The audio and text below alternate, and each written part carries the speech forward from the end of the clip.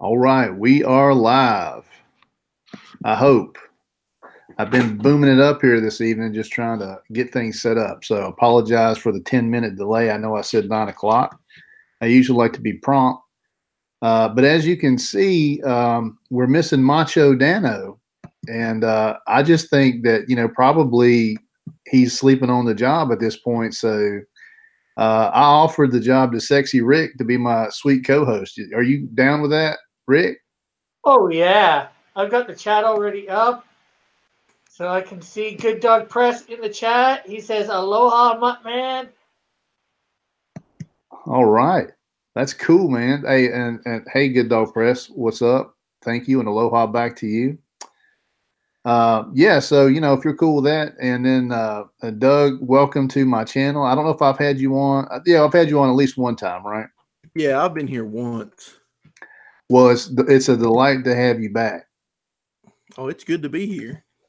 I'm celebrating 100 subs, and that took me a little bit to get to 100, so I'm pretty happy about that. And so tonight I'm going to be doing some drawing, and hopefully it turns out good, and people will like what I'm putting down on paper. Good Dog says you're still ducking him. Who said that? Good Dog. Still ducking getting on his channel.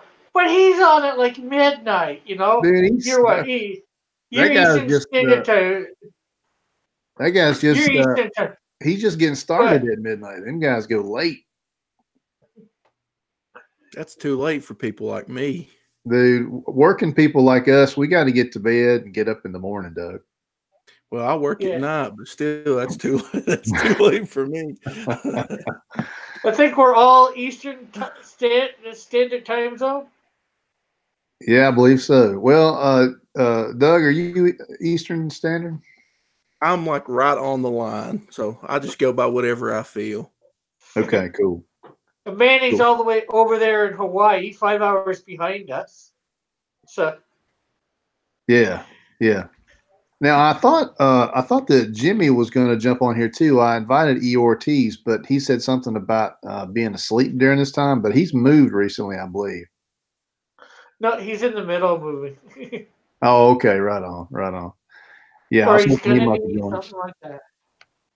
I've got a few other people that are probably going to pop on throughout the show, but I think what I want to do is just kind of lay down what I'm planning for tonight. So Macho's going to get on here eventually whenever he feels like it, and he's going to ask some questions of our fantastic creators that we will have joining us, and he's just going to try to keep it lively while I'm drawing.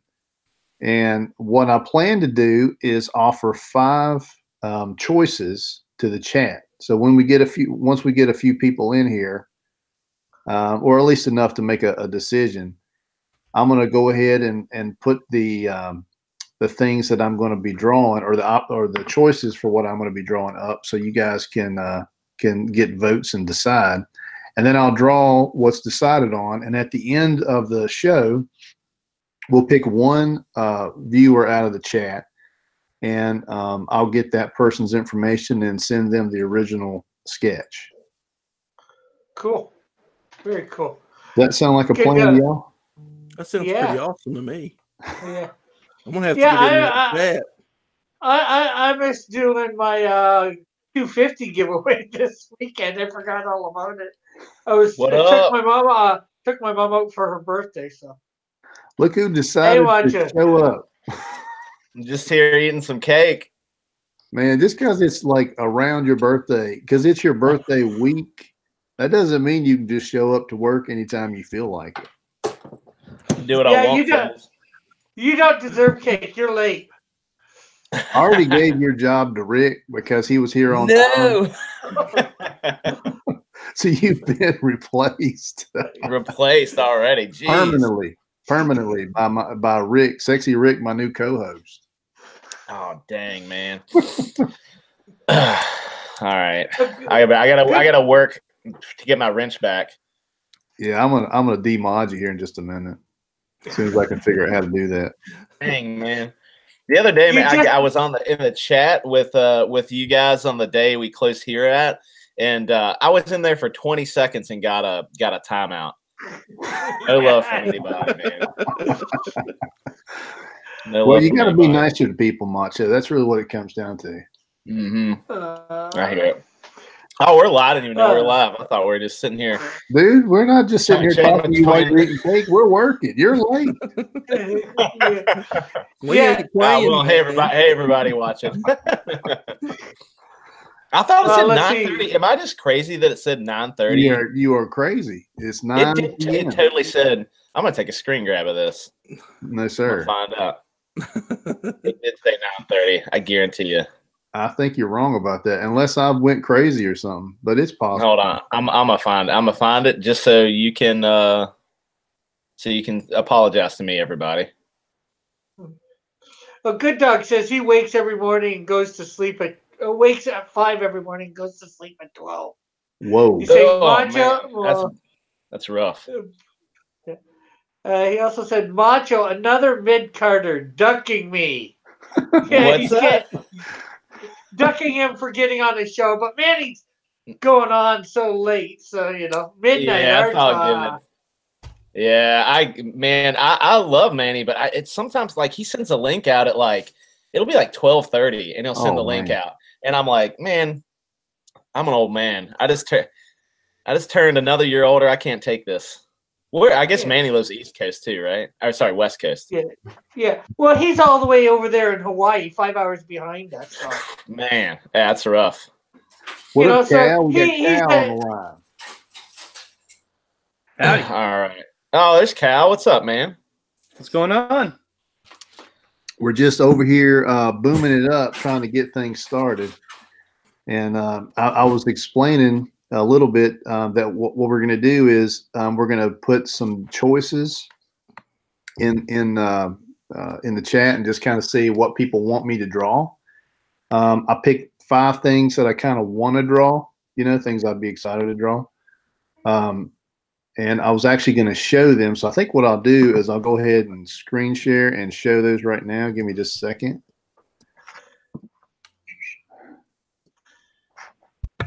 Oh, Doug to Naples competing with us, huh? Oh, man. It's always some big dog on the air when I'm trying to do my thing, but that's okay. I gotta ask somebody in your chat a question. Rabbit Tiger Cat, are you from Hamilton, Ontario? Because I see you have the Tiger Cat symbol for the Hamilton Tiger Cats as your icon. And I just have to ask that because I am from Hamilton, Ontario as well. Well, I'm not sure whether it's as well or not, but Hamilton, Ontario. I don't know where that is. I know it's in Canada. Can you guys see my screen? Oh wow! You have one of your subs or whatever here. Another Hamiltonian. Man, we can only handle one of them. There we go. Yeah, I can see it now. Awesome. That is just awesome, Rabbit. I also have a channel, Cross Comics. Go sub. All right, that's another Hamiltonian at work. Sorry. I'm gonna white box me real quick so you guys can see what I'm up to here. What I'm going to do is I just made some thumbnails of some stuff I'd like to do because I don't want to come in here completely cold turkey and embarrass myself. So I picked 5 characters that I'd like to draw. The first one is Deathlock. That's my thumbnail for Deathlock right there. Then here's Thor. And I just did some real rough thumbnails just so people could check them out. Yeah, you're right. That is rough. It's really ugly. I don't know why you're showing really bad. Oh no, there he is. What's up, Tyler? I'm doing good. Old Tyler chimed in perfect time. That Hulk by the way, as a thumbnail is like way better. Is like so good. Yeah. You like that? I like that personally. Here's my Wolverine. That's really rough, but I feel like that's got some pretty decent energy to it. Yeah, it's pretty rough. Have no idea what's going on. Awesome. And there's Colossus. I don't know. Colossus is pretty good too. So I need to kind of get going. So between the chat and you guys, what do you think? I want to see that signature Mutt hands that he draws. Yeah, that's right. Mutt has he does some good hands. I got a question. Why aren't you showing? Well, two questions. Why is there no DC comic characters here, or why isn't there a hero? Well, I mean, I figured that, we want to get some people outside of our little group, maybe, to see this. They might not recognize those characters, so I thought I would try my hand at some old school characters. Okay. Yeah, but look, man, one of these days we can definitely do some drawing. We can do some drawing of your characters, and maybe you could draw some hero for me. Yeah. Well, I was thinking people draw. I didn't say cross. I said DC comics. Oh, There's DC. no DC. Yeah, And I said no hero too. So, you're right. Yeah. You're a hero. What do you guys think? I love. I mean, the Hulk looks really good, but I got to go with Wolverine because he's probably my all-time favorite, or one of my all-time favorites. I'll say. Okay. Yeah, I guess I got to be biased and go with Wolverine too. Canadian. While Wolverine is one of my favorites, I would really like to see that Deathlock. Deathlock's cool, yeah. Yeah, man. I think I could make that a little bit Kirby, and I could get my hands going there. Yeah, big hand right up front. What about the chat? Anybody in the chat have anything to say? Yeah. What's up? Rabbit, tiger, cat, skunk girl. Skunk girl, yeah. Yeah, nobody's saying it. Midnight Cherry said, "Skunk Girl versus Lone Wolf versus Hero. Who wins the dance off?" And I said that it depends on who Hero has to be attached to at the time. So if it's on Michael Jackson, he wins all day long. Yeah, if he's on Michael Jackson in Thriller, then he's winning. Oh yeah, yep. Wolverine, Yeah, I got another Wolverine. Let's do Wolverine. Well, I think Wolverine. Everyone loves Wolverine. Frick. Although I do love that Hulk thumbnail. Look at that. Good Hulk. Yeah, but that Colossus though. Look at that Colossus. You might as well do them all, Mutt. Let's just go for a marathon. Do them all. Just draw one big picture with all of them in it. I saw some YouTuber and he said, I'm gonna continue to stream until I get 500,000 subs. He already had like 400,000, but he wanted to get 100,000 in one night. And so I think he streamed for like 12 hours of just drawing. Tenable did one like last week and it was 7 hours, I think he was on. Oh my gosh. Yeah, that's when he had shingles too. God, he had shingles doing that? Yeah, and he was on pain meds, and he just was on for like 7 hours. Yeah, I mean, Doug sometimes sounds like he's on pain meds anyway, just talking about everything. But I've had shingles before. I've had it like right over my right eye. I got it, which is weird. It's a chickenpox virus, and I can say it's incredibly painful. They didn't give me the good stuff though. They were like, take some ibuprofen. Oh, I didn't get the good stuff. Hey, who's got the next Indiegogo or Kickstarter going on? When's Hero coming back? So we're planning on April. Yeah. I think Cal, yours. Are you guys still going to launch yours in March? Shinobi. Probably gonna push it back. I don't know when Graveyard Shift 2 is coming out, but I know based on my schedule, my writing schedule, that it's probably going to be kind of soon. So I don't want to be competing with myself. And then Rob has been doing lots of commissions and stuff. So we might push it back a little bit. It was going to be March 1st, but we might go closer to the middle of the year. Good. I'll have to spread out my money. The money I'm going to spend. That's good. Smart move. Yeah. Our concern was we didn't want people to forget about Shinobi Sasquatch, so we wanted to get on it as soon as possible, but not during the holidays. Mm-hmm. And but now with Graveyard Shift, it's given me some exposure. Yeah. And then once that comes out, it'll be even more, hopefully. And then I know that Malin's going to have me on his show to talk about it, and then hopefully we'll get on EVS too, since it's going. Graveyard Shift 2 is going to be published through all caps.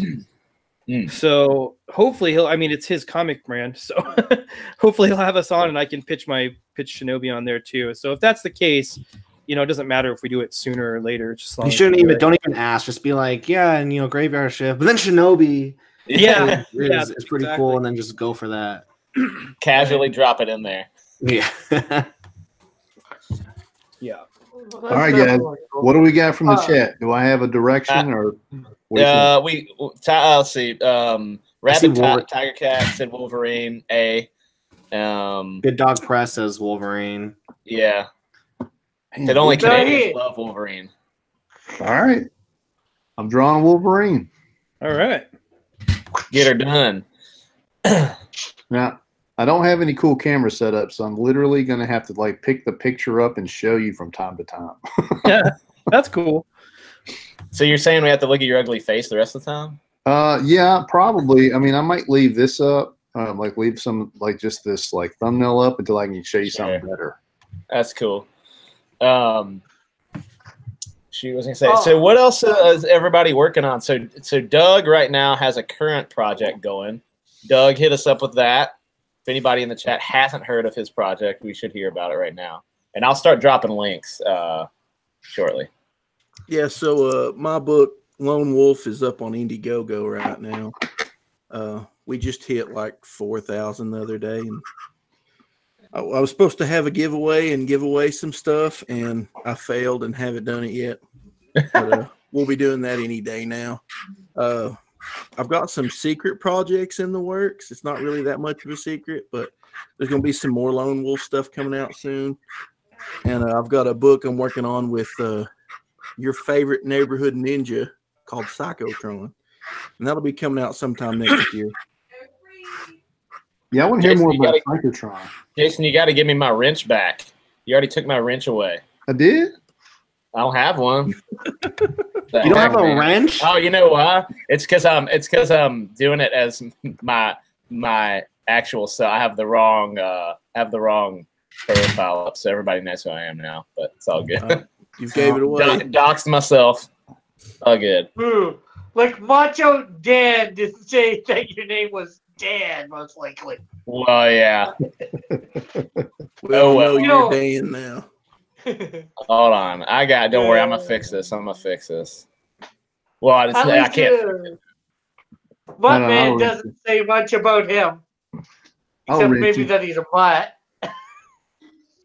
All right. Hey, Bruce. Now I'm gonna fix it. I'm gonna drop the. You don't have to do anything else, Jay. I got it. Okay. Hey guys, what's going on? Can you hear me? What's up, Bruce? Hey, Bruce. Hey, is my mic okay? Can you hear background noise? Sounds good to me. Okay. There's my grandson's watching TV over there. So I just want to make sure it wasn't bleeding in. Oh, it's all good, man. We're just kind of like a bunch of boomers around here, except for like Tyler. He's like pretty pro, I guess. No way, not even close. All right, so I dropped the Indiegogo link for Lone Wolf. Tyler, tell us about what you're working on. I watched your sad video.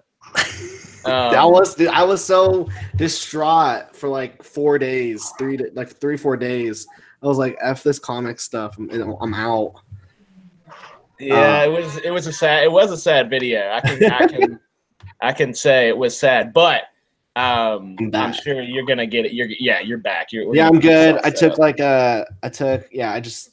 stopped making comics for like 3 days and then just hung out with my wife and relaxed. I guess projects in order of that I'm working on. Probably my biggest priority one is I've got an Indiegogo February 4th for my comic book Demons Volume 2. It's 130 pages. It's already 100% complete.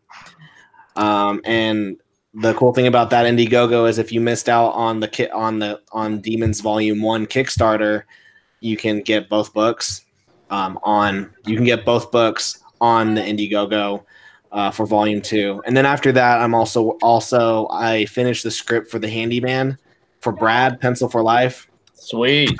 So it's up to him to do that. You know, I did my part, so he's got to now draw the book and get it funded, and then after that, I'm just working on the art for a graphic novel for someone. It's called Undead Row. It's a zombie book, so I'm just drawing that right now. And then I've got a couple other comic book projects I've been hired on for the rest of the year. But those are my three big ones: is Demons Volume 2 Indiegogo. That's February 4th. Go on YouTube.com/drawandtalk to get updates. And then after that, you know, Handyman, and then this Undead Row book I've been working on for like 6 months. It'll take me another 6 months to finish it. Cool. All right. So next we got Bruce. What's up, buddy? How are you doing? And what do you got going on coming up? Well, thanks for having me here. For one, appreciate that. What have I been doing? Well, you know, I had the failed Indiegogo for the wreck, but I have some plans for that. I just haven't ironed them all out yet. But I'm either going to offer it again on Indiegogo here in a couple months. The structure will be a little different. I'm stretching it from 24 to 32 pages, and then I have another project that I'm pre-production with a writer named John LaChase, and it's called Go to Hell, and so I'll be working on that as well. And then lastly, I'll be busy. I just hope some of it gives me some money. But lastly, I'm working on another personal project of mine. The title is tentative, but it'll be a graphic novel. It'll be a series basically, but there'll be a larger graphic. There'll be 48-page installments. So I got plenty to work on. Just I don't know if I'm gonna have enough time. Yeah, I hear it, man. Cool, awesome. So we got Rick. You got anything in the works going on? I think you have something that's happening. Oh yeah, I've got a couple things. I am with a few people on an horror anthology called Tales Beyond the Gate. Manny from the chat's on it. That's Good Dog Press. And there's John Dillard gave me the system, and there's a few other people on it too. Some big names are contributing a page or two to it. You know, most of us, other of us, are doing 12-page stories. And then, of course, hopefully, May or June, I will be doing an Indiegogo for my comic book, which hopefully will be ongoing. From that point, the Canadian Shield #1. Right on. Excellent. And we are just joined by the great 7 of 9, Septinov, 7 of 9. He's in the not in the chat, but in the hangout here. So how's everybody doing? What's going on, buddy? How you doing? No, I'm very well, thank you. Happy birthday, Macho. Oh, thanks, buddy. I appreciate it. And congratulations, Mutt-Man. Thank you. Hasn't Macho's birthday then come and gone? I feel like he month. Advertised it for like a week ahead. I wanted everybody to make sure that they remembered that when the day happened, they could wish me a happy birthday on Twitter. Well done, buddy. Well done. I think everybody remembered. I'm eating cake still. Check it out. For a while there, I thought you were having a birthday every week in the month of January. So that's what I like to try to. That's what I like to try to do. Is I like to stretch it out as long as possible and see if I can get it longer every year. But this year it was a little short. I'll take it. Take a step back this year. For you guys, so you don't have to get me as much stuff. Yeah, but we told you, Dan, you don't deserve the cake. You were late. That's right. You can't. You have to come take us away from me, Rick. Come on down. I dox myself so you can come find it. Cool, man. So what do you got, 7 of 9? What's going on in your life? Anything exciting? What have you backed? What am I working on? Yeah, what are you working on? I'm working on this beer. Nice. Well, you're finishing that tonight, I hope. Well, I just got home from work. I just opened. I haven't sipped it yet. All right. What was the original question? What do you got going on? You have any projects or anything, or are you backing anything? No, exciting, anything on the table. No, I'm saving my money for you. I've got All an idea for a comic book. Okay, but that's cool. it. I mean, it's just like way too early. And Can my niece you is give us a genre? excellent artist. Can you give us a genre? Don't like give any spoilers, just a genre. All right. Like 11, 12, or 13-year-old Thor and Jesus hang out in Asgard. Whoa, all right. Awesome, man. Yeah. I love it. Cool.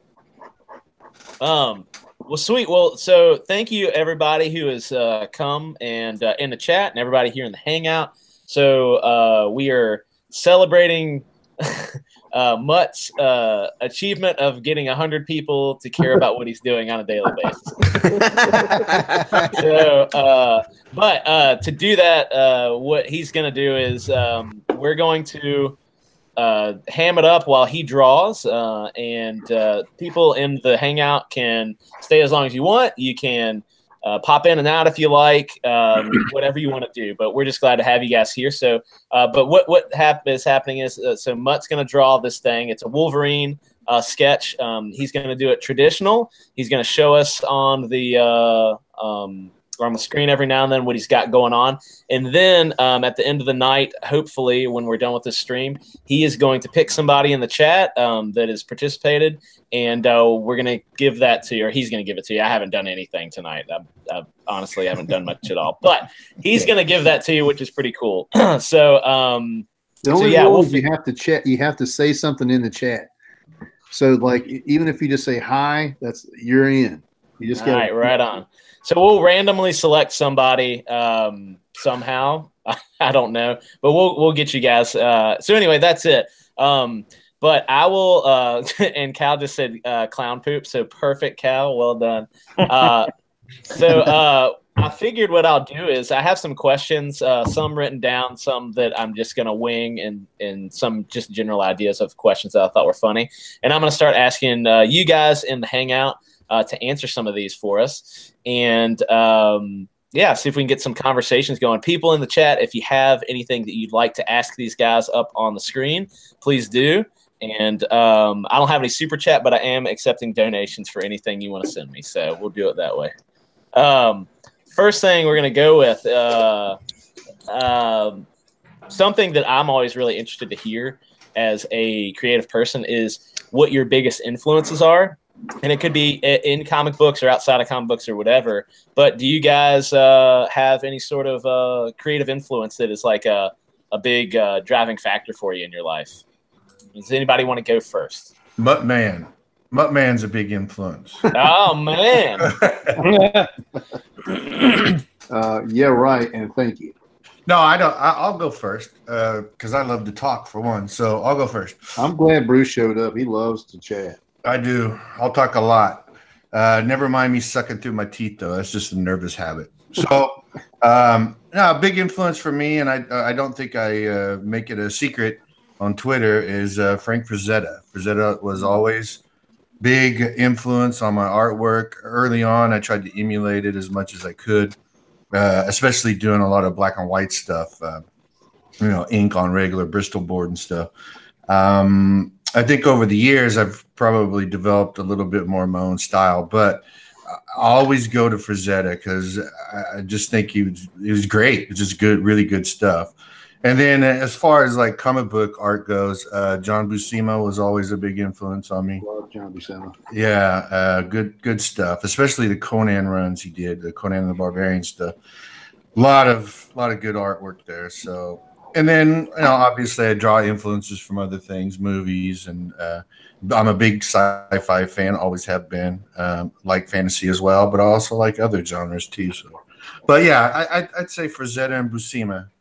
That's mine. So cool. All right, who we got next? Go, Rick. Who do you got? Who's your creative influence or creative inspiration? I'm not sure. I guess a little bit Alex Ross. It's unfortunately growing up, I never paid attention to all the artists in the comic books and all that. I just decided I got into comics, and I decided I wanted to do comic books. Just gotcha. I couldn't afford a musical instrument, but pencils are cheap. That's hey man, that's cool. I like that. I mean, you got to be smart about what you're gonna be able to do if you can afford it or not. Yeah, you're right. That's cool, dude. What? Anything else? You said Alex Ross, but anybody else in particular you like? Well, I guess this whole community is being an inspiration too. This whole Comicsgate community. Seeing everybody on here. The big names are trying to help you out a little bit. Maybe they don't get you on their channel, but with Ethan doing all that artwork, when he first started this channel, and Mike, they're showing you the process and all that, how to make a comic book, and letting you know it's not as easy as you might think. Yeah, absolutely. That's definitely like even like everybody here in the hangout too is all very inspirational to me as a creator too. Like you guys are this is getting too sappy already. Like how long are we in this thing? I can't get that sappy. I like you guys. 20 minutes into it. We like you too, man. No, but seriously, like it is really cool to see everybody's project coming out and how excited they are about the project and stuff like that. And it's been really cool to be able to become just somebody in the club of creators. It's really neat. So awesome. Doug, what do you got? Give us something cool. Well, I'll give you something different. A lot of people I noticed don't ever say this, but as a kid growing up in the 80s and early 90s, I watched a lot of Ninja Turtles. Yeah. So I'd have to say that Kevin Eastman is a big influence on me. Cool, man. His art style and just the way that the turtles were, and that was a big influence on me, as well as Chuck Dixon and Frank Miller. I was always a big Batman fan, and those two guys are my favorite Batman writers. Right on. Yeah. Very cool. All right, Tyler, what you got? I think lately my biggest influences. My laptop is going crazy. I hate this thing. I think my Ed Brubacher and Sean Phillips. Yeah. They I don't know. They've just constantly put out great content. And so those two, I'm trying to think. I don't know. You guys know the artist Jock? Mm-hmm. Yeah, Jock's great. Yeah, just Jock. I mean, Jock and Sean Gordon Murphy. I mean, those two, they have such an unconventional comic book style for like mainstream, and yet because they're so like this is my style and I'm good at it. They get constant work and it's like revered. Anytime they're on a book, it's a big deal. And they're not like the rest of the other artists, so they're unique. So I think that's a big thing for me, is just wanting to be unique. Cool. Yeah, that's an interesting point too. Just if you have a unique style, typically it's something you love or you hate, but a lot of people, that style will ultimately get picked up sometimes. Or like one of my favorite artists is Sam Keith. I've said it 100 times, but he has like such a very weird, like hairy style, I guess. And I've always loved his art, and I can almost always pick it out if there's a lineup of even things similar. I can always pick out Sam Keith. But cool. Yeah. Cal, what do you got, man? Man, I just have to tag though. Jock is awesome. If you guys haven't checked out Witches by Jock and Snyder, it's a great horror series over it. I think it's an Image. But so there's a segue. So Snyder, despite his recent denouncement of me, he's a huge influence for me as a writer, Scott Snyder, and I have I've had some Twitter DM conversations with him. He's a really nice guy. He's just towing the line. But his Batman run, Court of Owls, Witches is really good. Like I said. Even AD, which I don't like the art in. It's really prosy, but that's really good. As far as comics go, Alan Moore is the king. Obviously, Frank Miller, Stephen King, Dean Koontz. The Odd Thomas series is awesome.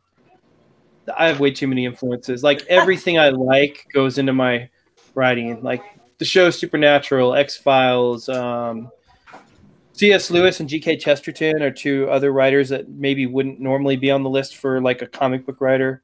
Yeah. C.S. Lewis. If you just pick up Voyage of the Dawn Treader and read that first sentence, it's just like, it's magical how somebody can write such a simple line. I think it's like there was a boy named Eustace, I forget his name, and he was almost as terrible as his name made him sound, or something like that. Yeah. Like, it's just like, I just love writing like that. Yeah, absolutely. And the show Psych. If you guys haven't seen Psych, Psych's great. Yeah, and Psych is comedically, it's a huge influence. And I think that's everything. That's everything noteworthy. There's a lot of influences, but those are. I have to agree with you on like, and being a writer and not an artistic person, with like drawing or painting or anything. I have all these weird things that I listen to or see. I mean, it could even be some podcasts and stuff, and there's little bits and pieces, and all those things are sometimes like can spawn a story just out of a weird idea I heard on something. And a lot of novels actually end up helping me get ideas down for like comics and stuff, even though it's a totally different medium. The writing of people that I really appreciate somehow like helps get those creative juices flowing. So that's pretty cool. Yeah. Midnight Cherry says Ed Pisker, which I have to agree, that guy's awesome. He has some beautiful stuff. He liked one of Mutt's images the other day on Instagram. He like screenshotted it and sent it to me, and I was like, "Holy crap, Pisker liked your stuff. That's pretty crazy." So, and he said Innocent Ellis, though. I agree.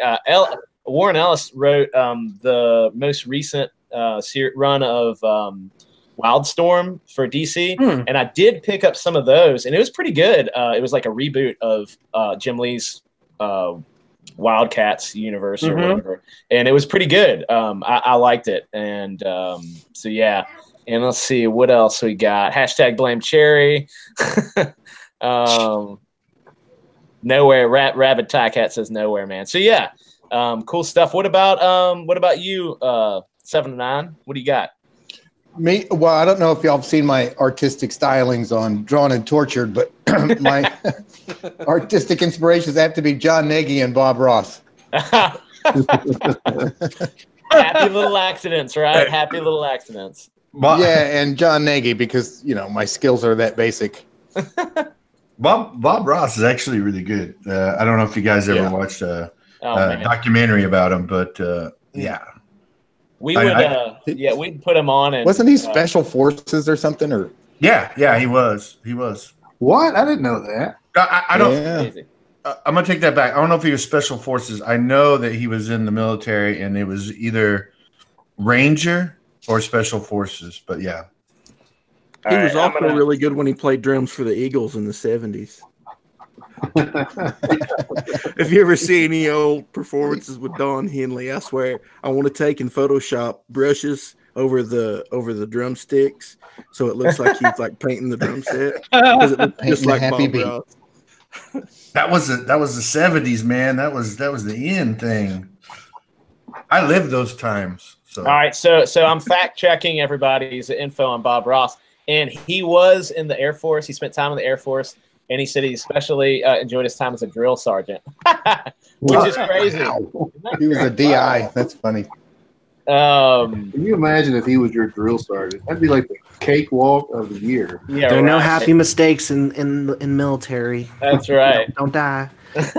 Mutt, what do you got? What are your influences? I've been really enjoying Daniel Warren Johnston's work lately. Oh, so good. Yeah.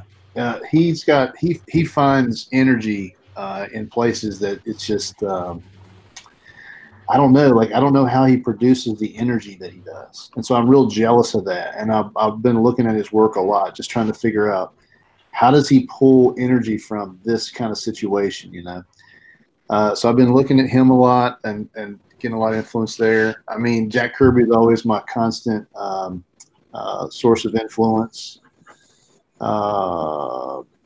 Art Adams a lot. I've been looking at a lot of Art Adams a lot recently, because he's got this amazing ability to kind of use detail to cover up some not cover up, but he uses detail to produce amazing work that if it didn't have all the detail might not be as amazing, but when he gets done with it, it's just this grandiose thing.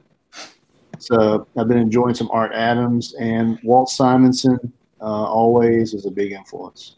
Star Slammers. Oh man, and you know what? That new Thor, or I guess it's called Thor of Asgard or something like that.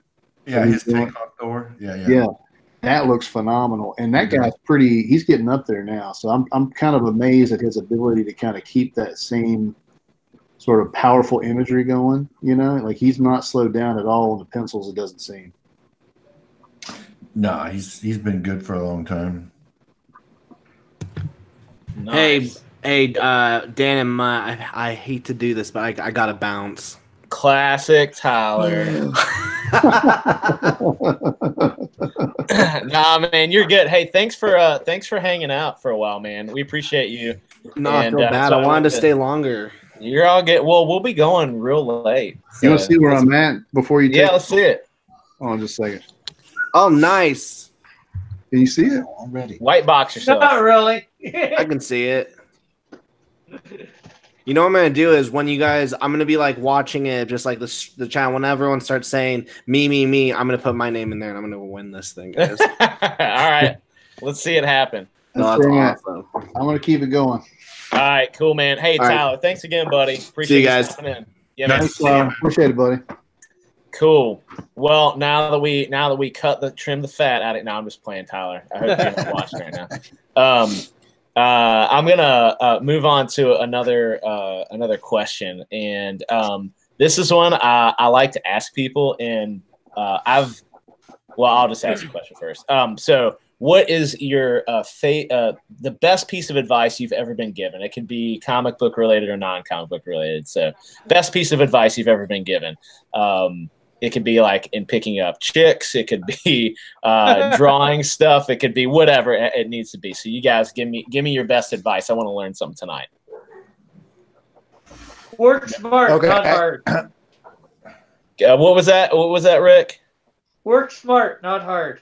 Smarter, not hard. Yep, that's a good one. Yeah.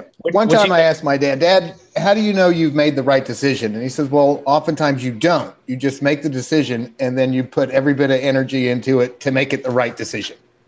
Oh, that makes sense. Good. That is good. Yeah. I like that. Yeah. All right, Bruce, what you got? What do I have? Oh, yeah. I have a couple. One is, again, from my father, who said, if you ever want to stay in good graces with your family, never talk politics or religion. Okay. And then the second one is when I self-published my first book back in the 80s, I got a piece of fan letter that totally trashed my comic. And rightfully so. I was still learning and I made a lot of mistakes. And they told me this one thing that always stuck with me. And they told me, learn to draw a tree. Now, I know it sounds silly, but what they were trying to tell me was learn to draw first before you go into doing all this other stuff.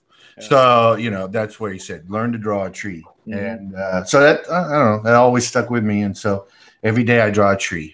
No, I'm just kidding. Are they any good? Yeah, Doug, you should tell that to Jeff, man. Learn to draw a horse. A horse. poor Jeff, man. Poor Jeff. You know what? But it's like the best thing ever to just poke him every now and then with a horse joke. It is. But he's such a good sport. I probably went overboard the other day, but anyway. I know that was good. I enjoyed it. All right, we'll keep moving. Who else has a piece of advice for me? I got some advice for you. Oh, no, you stay out of this. I'll tell you one my dad told me, and it makes me laugh. And so when I was growing up, he built like hot rods and stuff in our garage. There's always like a car there and stuff like that. And one time I had got this Camaro shell, and I had an engine that I got with it, and I was like 16 or 17, and I was learning all this stuff. My dad's teaching me how to work on these vehicles, and there was a part on the engine. I think it was like an accessory drive of like an alternator or something, and I had cross-threaded a bolt into the block, and it wasn't. I was either gonna have to break it off or like weld something on it and pull it out or whatever. And my dad told me, because this was like done. This engine was pretty close to being done. He was like, you know what? A cross thread is a tight thread. It's never going to come out. When you cross a thread in there, you just leave it and let it go. So I have lived my life that way, and it's never failed me yet. Nice. Anybody who needs that mechanical advice, it's probably a bad piece of advice, but anyway, there it is. I thought maybe you'd say righty tighty, lefty loosey. No, I put it in righty tighty, and it was real tight. I bet wherever that car is, it's still there, just like that. I was changing the oil in my truck, and I was saying lefty loosey, righty tighty, but I was upside down. I was laying on my back, so I guess it was backwards. I was trying to take the oil plug out, and then I ended up shearing the bolt off. I was turning it right. Gosh. I was tightening it. So I got a cheater bar. It's just like, this thing is hard. So I got a cheater bar and I wrenched and torqued that sucker and just snap. Also, somebody told me once, don't sweat the petty things and don't pet the sweaty things. That's a good one. That's one that's always stuck with me. All right, cool. Does anybody else have any advice? Jason, do you have any advice? Yeah, I got a great piece of advice from my dad before I got married. He said, "Don't." Oh man. He said you can be right or you can be happy, but you can't be both. Ah, yeah. Yeah. Wise man. Cool. I also got a good piece of advice from a camp counselor one time. What was that? He said, and this is held true a lot of times for me in life. He's like, somebody's got to clean the toilets, and sometimes it's got to be you. Mm-hmm. And I have never been afraid to do the dirty work, whatever you got to do to get a job done. That's right. And sometimes you got to roll up your sleeves and get in there and just help make the thing happen. Sometimes you should talk to tell the story about when you used to have to weed eat the drainage ponds. The hardest job I've ever had to do. The sewage drainage ponds. Yeah. So when I was a teenager, I had a job working at a campground, and I was on the maintenance team, and they had they were up in the mountains, and they had this really horrible sewage drainage system. And it ended up in this big sort of like massive sort of field cesspool. Yeah, but it was a legitimate system. It drained the campground off. But what happened is it would overflow in this big field, and they had to have us go down there and weed eat because the grass would grow so fast in the summertime. So we would go down there with these weed eaters that had saw blades on them because the stalks of grass were so huge. And so I'm down there in waders. I have waders on, and I've got this big old saw blade, and I'm just sawing huge stalks of grass, and poo water is just flying everywhere. Ew. So I'm in my waders, and he still smells to this day. Huh? I said you still smell to this day. I never got it all washed off good. No, but that job was that was the worst job I ever had to do. It was hot. It was miserable. It was all day because it was a huge field, and it was the nastiest thing I've ever had to do. But that puts some, that kind of work teaches you some good lessons, though. Right on. Sorry, I tuned you out right at the end there. I'll be honest with you. Sorry, I was looking. It looks like Cal lost Wi-Fi, and so he's out. But he's back now. Oh, there he is. We got. Be honest. Yeah. Sorry.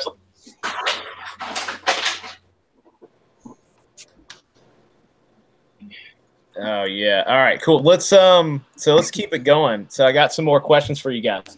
So, what is your favorite? They might have a favorite non-comic book thing that they like to do. Anybody? Well, Pilot my vehicle at unsafe velocities around the country roads, dodging deer and potholes and beer bottles. It's awesome. I've got way too many things I like to do other than comic books. I like to ride motorcycles. I like to shoot guns. It's just ridiculous. Play guitar. I think you should post up some of your drop like a link to some of your albums there, Doug. Yeah, so everybody can listen to some terrible music. Dude, I've heard of it. Really good music. You know what's awesome? The guy that I was playing music with that can sing really good, he got arrested. Oh no! What did he do? Yeah, so I think the band might be over. Oh no! We took a break for like the holidays, so I haven't seen him since the beginning of November. And in that time between November and the 1st of January, this dude ruined his entire life. Oh no! Man. Did he call you from jail? No, like I haven't talked to him. I've been sending him Facebook messages, trying to get a hold of him, texts and everything. Another guy that I know that I play music with on occasions, he sends me a message and he goes, Did you see so-and-so's name or mugshot? In the Crime Times? Yeah, and I was like, no.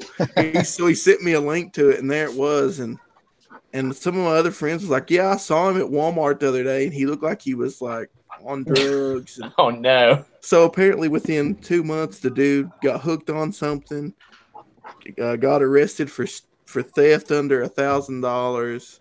And all kind of terrible things. That's what happened when Doug leaves your life. Things just fall apart, man. I'm the moral compass around here. I guess so. What else you guys got? Anybody else like to do anything odd or cool? Or if it's really bad, let's keep it PG-13. All right. I'm looking at you, Rick. Keep it PG-13. No, I always keep it PG-13. Amusement. Well, we've only got one around here, but I don't mind going to amusement parks. Riding the roller coasters and stuff like that. Yeah, man. You like the one where your legs have to dangle and you go upside down and stuff? Oh yeah. Okay. I like them all. There ain't no coaster that I'm afraid of. Oh man, Christopher C is in the chat now. Oh boy. We have the safety turned on, Chris, so you can't stink this place up too bad. Watch out now. What about the rest of you guys? Anything unique or odd you like to do that's non-comic related? Nothing. You guys are the true comic book nerds. You're the true comic book nerds. Well, there's just so many things that I'm like Doug. There's so many things I like to do. I don't know. I do like to play golf. All right, there you go. Non-comic related. Yeah, and play a lot of video games. Yeah, you designed or you helped make video games for a while, right? That's right. Yeah. I worked in the video game industry for 15 years. So yeah. Oh wow. Yeah. Tell us what you made. Probably nothing you'll recognize, but you could probably look it up. I worked 13 years for a company called PlayNet. We worked on a massively multiplayer simulation game, basically, of World War II. It was called World War II Online. Later, it was called Battleground Europe. But where you could fly a plane, you could drive a tank, or you could be infantry in this big, massive world where there was no AI. Everybody that played in the game were real people. So you fought over cities. We had the east part of Europe modeled 2-to-1 scale. So the actual world you played on was pretty big. So I did that for 13 years. Before that, I just worked on mods for games like for Quake 2 and a game called Tribes. I don't know if anybody remembers that game, Tribes, but sounds vaguely familiar. Yeah. So yeah, I did that. So video games are a big part of my life, just because I enjoy them and I played them a lot for research. That's what I always told. That's what I tell the IRS when they wanted to know why I was trying to write off an Xbox. So what do you play now? Are you still playing like RPG stuff, or you play anything console, or you like PC or what? I'm still a big PC guy. I like games on PC just because of the performance issues, but I do play console. I just got done finishing Red Dead Redemption 2, which is nice. Yeah, That you're talking Cal's language now. Yeah, it's a fantastic game. I mean, it's one of my top games. I've always been a big fan of Mass Effect, the Mass Effect trilogy as well. But yeah, Red Dead Redemption 2 was just great. It was great. It was awesome. Can't say enough good things about that thing. Nope. So Cal, you played it? Oh man, it's the best movie I've seen in years. Yeah, exactly right. The stories. Did you finish it? Oh yeah. Don't spoil anything. I still gotta play. No, I won't. I really want to ask him about one particular part, but it would be a spoiler, so I'll refrain. So I've gotten to the point. I'm like still in the. Let's see, what did I get to? So what I do a lot of times is I'll get it on Redbox and I'll play it for like 2 or 3 nights just to make sure I'm gonna like the game before I go spend $60 on a video game. Yeah. And I really liked it, so I'm gonna get it. But I got Spider-Man, so I've been playing that. Yeah, it's a good game too. But oh man, I'm trying to think where I got to. I mean, I'm in the point where I'm starting to explore in other towns and stuff. But it's such a big game. I think I was at like 4% when I took it back to the thing. So we'll refrain then. You hit me up, DM me, Bruce. Yeah. Okay. All right. I will. You guys geek out. Well, just one particular part that I'm like, no, I can't do this. No, this can't be right. And so I just want to ask him if he had the same. But you did it, didn't you? Well, it's not. I'm just playing. I'm just joking. It's not something you can really do. It's something that happens. Yeah. Well, I will say that like the cutscenes and the story so far that I've seen in the game is really good. Like I started playing. I was 5 minutes in. And yeah, like Cal said, it's the best movie he's seen all year. Like it really hooked me right away. And what's the main character's name? I'm awful. Arthur. Arthur's awesome. Oh my gosh, he's so good. He's so awesome. Thought coming out of I loved the first Red Dead and I love John Marston and I thought, okay, I'm gonna love Red Dead 2. I know I'm gonna love it, but I'm gonna wish it was John Marston the whole time. No, Arthur is my favorite video game character ever. Period. Yeah. Arthur's awesome. So good. And by the end of the game, exponentially more than in the beginning. You're gonna cry. You're gonna laugh. Like this game just gives you the full range of emotions. Awesome. Yeah, man, it's so freaking good. Yeah, it made me like I had this small Western kick. Like I played it and I returned it and I was like, I'm gonna buy this game. But then like I started watching Westerns that were popping up on Netflix or whatever because I got it so much into that world. I wanted more of that world. It's pretty cool. Yeah. I've said about the story. I've heard it. Somebody said it burns slow but cuts deep, and that's what you're gonna remember as you go because the story it does take a while to really build up because they're building the world, they're building the characters for you. Yeah. They're building it up so that when things happen, you feel it. Whether it's good or bad, if it's a funny scene, you laugh. You're filled with joy. If it's a sad scene, if you're a crier, you're gonna cry. It is so masterfully written. I just can't even say enough good about that game. There's so many cool things that game does that it's like what Cal was saying. The idea that you can go and capture a wild horse and train it. Right. Mm-hmm. And use that for your horse the whole game. This is what I'm trying to tell you, Cal. And use that horse for the whole game. And so you build some weird bond. I know it's a video game, but it's just weird. Like, I want to go pat my horse all the time or feed him and make sure he's not dirty, brush him so he's not dirty. So Bruce, have you beat the game? Yes. Okay, so I know what you're talking about. Okay. You know what I'm talking about, right? Yeah. Okay, so DM me, we'll chat about it. But yeah, I tell you what, my son played it too, and we after we had both beaten it, we actually had a full phone conversation about just that one tiny little element, and Right. and then everything that comes after that. Oh my gosh. Yeah. Man, it is so good. I want to go back and play it some more, but I'm done. Like, I'm kind of done until they come out with a single player DLC, because the online is just terrible. Oh, I know.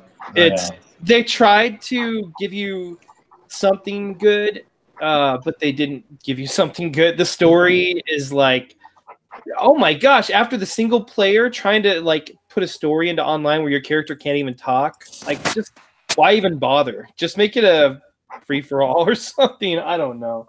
Right. Anyway, this isn't the Red Dead Redemption hour, so I guess we can move on. Sorry about that. We got. No, you're good. I guess we can transition over to me. My pastime is similar to Bruce. I love gaming. Yeah. Red Dead, like we talked about. I'm playing Assassin's Creed Odyssey right now. Great. Which I played before Red Dead, but then Red Dead came out, so I only got like 20 hours into it or something. But once I beat Red Dead and I got really far in the epilogue, I was like, okay, I'm done with this for a while. So I picked up Assassin's Creed. My wife got it for Christmas, and that's a good RPG. It's got a cool story. I played it for 80 hours. Holy crap! And I'm not even close to where I should be. So I can recommend that.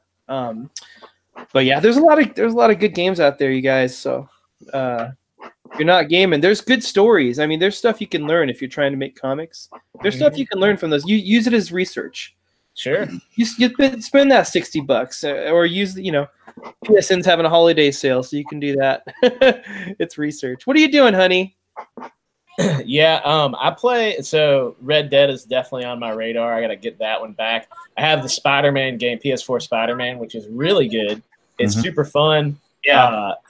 I've played. I remember renting a Spider-Man probably 2 or 3 years ago that had come out for PS4, and I remember putting it in and loading it up and played for maybe 5 minutes, and I was like, this is the worst game I've ever played on a console ever. It was absolute garbage. It was terrible. So I took it right back. I complained even. I was like, this game is awful. You shouldn't even have it in your red box. And they gave me they refunded me. And I got this one. And actually, I got it given to me for Christmas. And it is so good. And you feel like there's times you're swinging around and shooting people, webbing people up, and you are totally Spider-Man in that game. It's awesome. Yeah. It's super fun. It's the first one to capture that awesomeness of I think Spider-Man 2 way back. I think it was PS2. I don't remember, but the first 2 Spider-Man games were fantastic. Yeah, and this one to me was the first one to really recapture that awesomeness of swinging through the city and just how you can swing and then you can kind of bounce off of stuff and do a flip. Oh my gosh, it's fun. Yeah.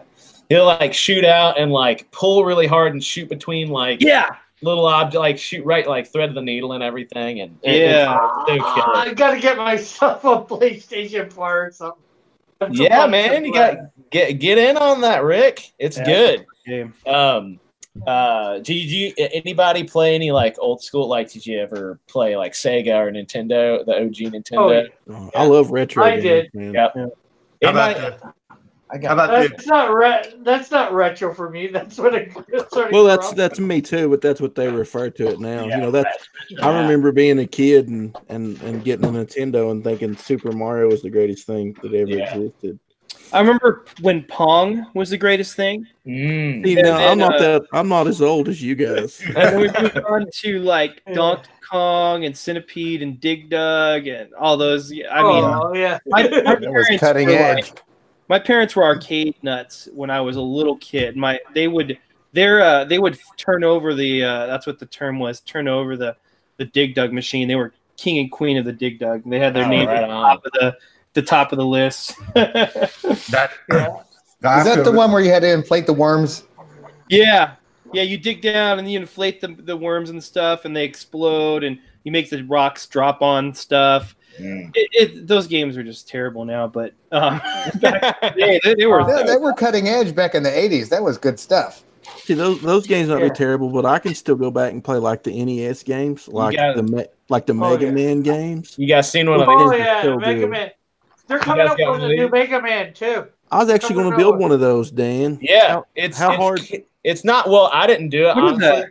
that? It's called a Raspberry Pi, and it's basically a little tiny computer. It's a game emulator. So I have a buddy that did this for me, and you can buy the little setup online. I mean, it's really cheap. Like he 3D printed the box for me, but the whole thing I think cost me $50, and it has like 3,000 games or something stupid. Like it has every NES game. It has all the Sega games. It has Super Nintendo. I have a couple PS1 games.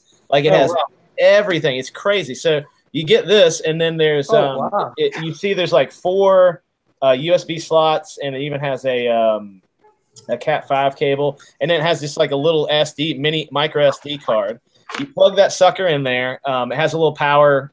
It's like HDMI output for your TV, and then mini HDMI to power. And the thing is incredible. You can play, like, I'll put Mario 3. I love Mario 3. Yeah, that's a great game. And I'll put it up, and you can play. You just use like I have a little. Let's see if I have it here. It's like a rip-off Super NES controller, but it's USB powered. And it's killer, man. You just put it on, and you can play everything. It's great. So if you guys like some retro games. Hey, Macho. It's killer. It's killer. Macho. Abe Sapien in the chat, he has a good idea. He says that you should put that up for a raffle prize. Hey, if the raffle tickets are $5 a piece, I think I can make that happen. Right.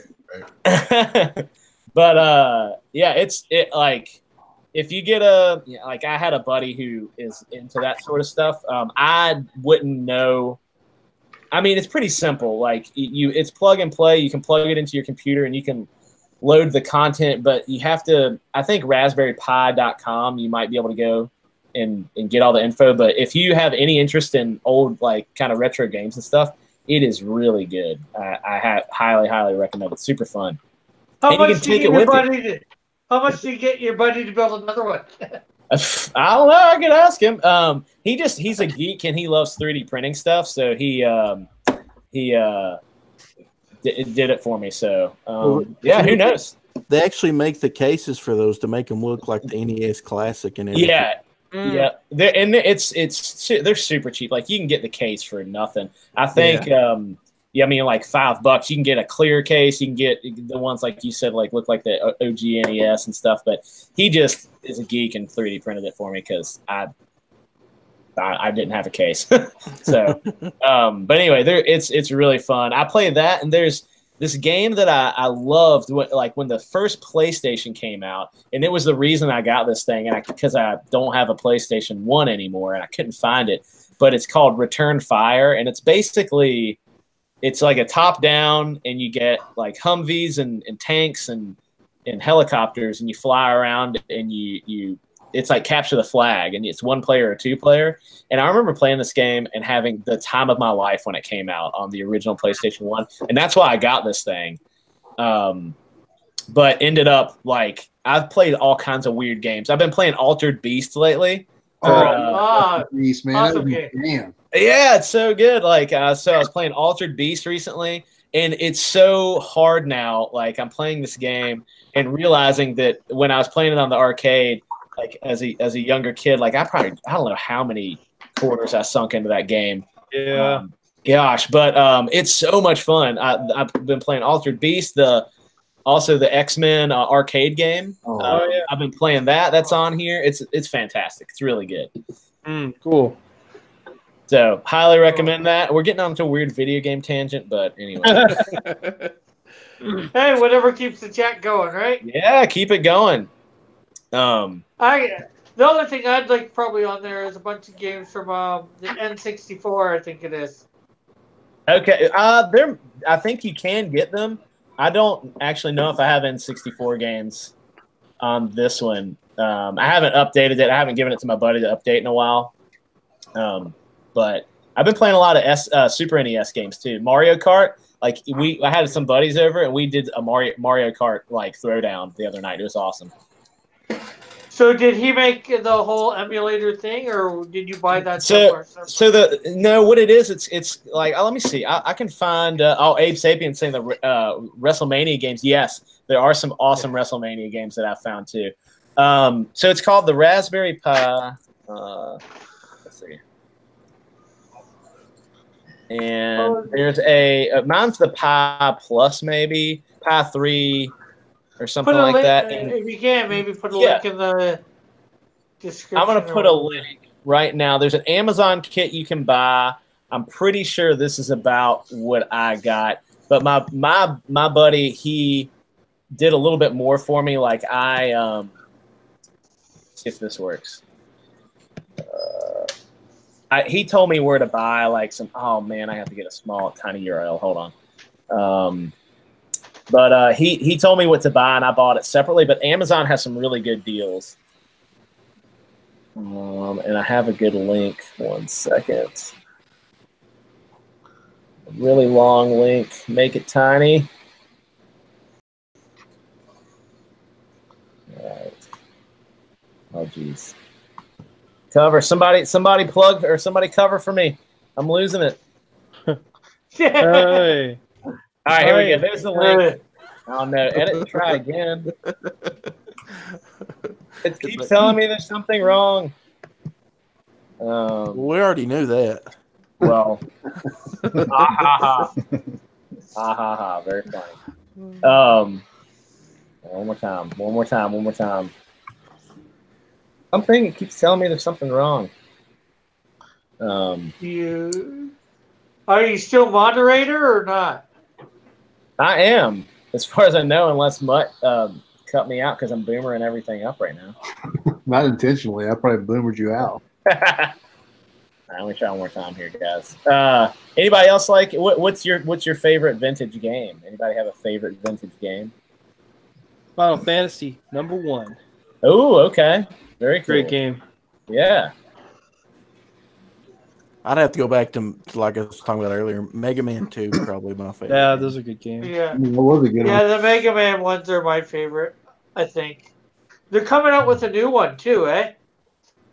Hey. Yeah, Mega Man 11, I think. I don't know if I'm. It doesn't look like they've updated the graphics much. I wish they would though. How far do we have to go back? Did you Okay. Anybody did you play the Mega Man Legend for I think it was the PlayStation? Mm-mm. It was a 3D world that you were in. They made it a little bit more 3D world. I think it was just on the PlayStation, maybe one other system. They had two of them. Mega Man Legends 1 and 2, and of course everybody knows the Mega Man X. Okay, but who liked Contra? Contra was good. I liked Contra. Yeah. I wasn't good at it. I was terrible at it, but I did like it. I like Contra, but I think There we go. Got it. Link is in the chat now, guys. Sorry it took forever. Continue talking about Contra. No, I was going to say I like Contra, but I think if I had to go back to my favorite, more classic game, I guess. When I think classic, I think old, really old stuff. So I'm thinking Robotron. Okay, yeah. Let's see. Abe Sapien is dropping a bunch. He said Contra. Yes, he said Tenchu. And so I think that was for PlayStation 1, Tenchu Stealth Assassin. And that was one, yeah. Excellent game. Excellent game. That was great. The game that's coming out, Sekiro Shadows Die Twice, is kind of an evolution from Tenchu, kind of a mix of Tenchu and the Souls games. Mm. Yeah, Tenchu was fantastic. I remember when that came out. I spent a lot of time on that one. Yeah. And when you said Final Fantasy, so I was a Final Fantasy VII kid. I played Final Fantasy VII. Oh, that was great. It took the hours. It counted hours, and it got to 99 and stopped, and I was still playing. I was still riding those stupid giant birds. Chocobo. Chocobo. That's it. Yeah, I was riding those things around.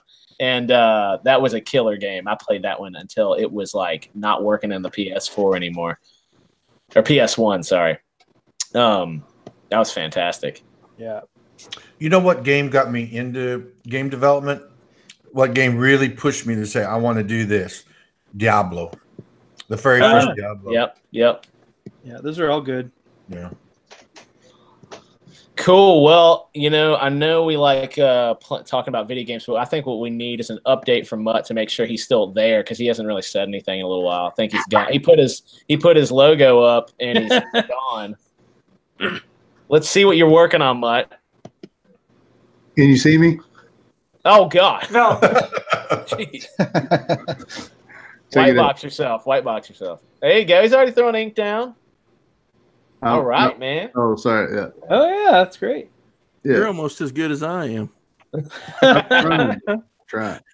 I'm gonna do the little Wolverine thing here. Heck yeah, man. A little something around it, but yeah, I'm getting going.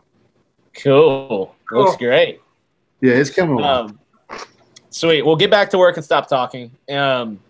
So do you guys have? So this is something that Mutt and I talk about. Well, I bring it up a lot just because I like to bother him with it. But do you guys? So I have a favorite like D-list character that I like to kind of tease him with. But does anybody else? Do you guys have a favorite like C or D-list character that you like to that is just like your thing? You enjoy it even though a lot of other people hate it. Ooh. Can I go first because I like to talk? Absolutely, do it, Bruce. Oh, sorry. Would you consider this a D-list character? Nova. Oh, I love Nova. Nova's pretty cool, man. I love Nova, but he's not. The Richard Rider Nova. Yes, Richard. Right. Yes. Yeah. That's Nova might be. That whole Annihilation thing is awesome. Oh yeah, Annihilation is great. Yep. Absolutely. He's probably B-list at best, Bruce. You got to come up with something worse than that. Something worse than B-list. Okay, Squirrel Girl. Oh, I'm just out of here. I'm just kidding. She's an A-lister according to Marvel right Yeah, now. She's the top of the list. Right. Hashtag kick Bruce. What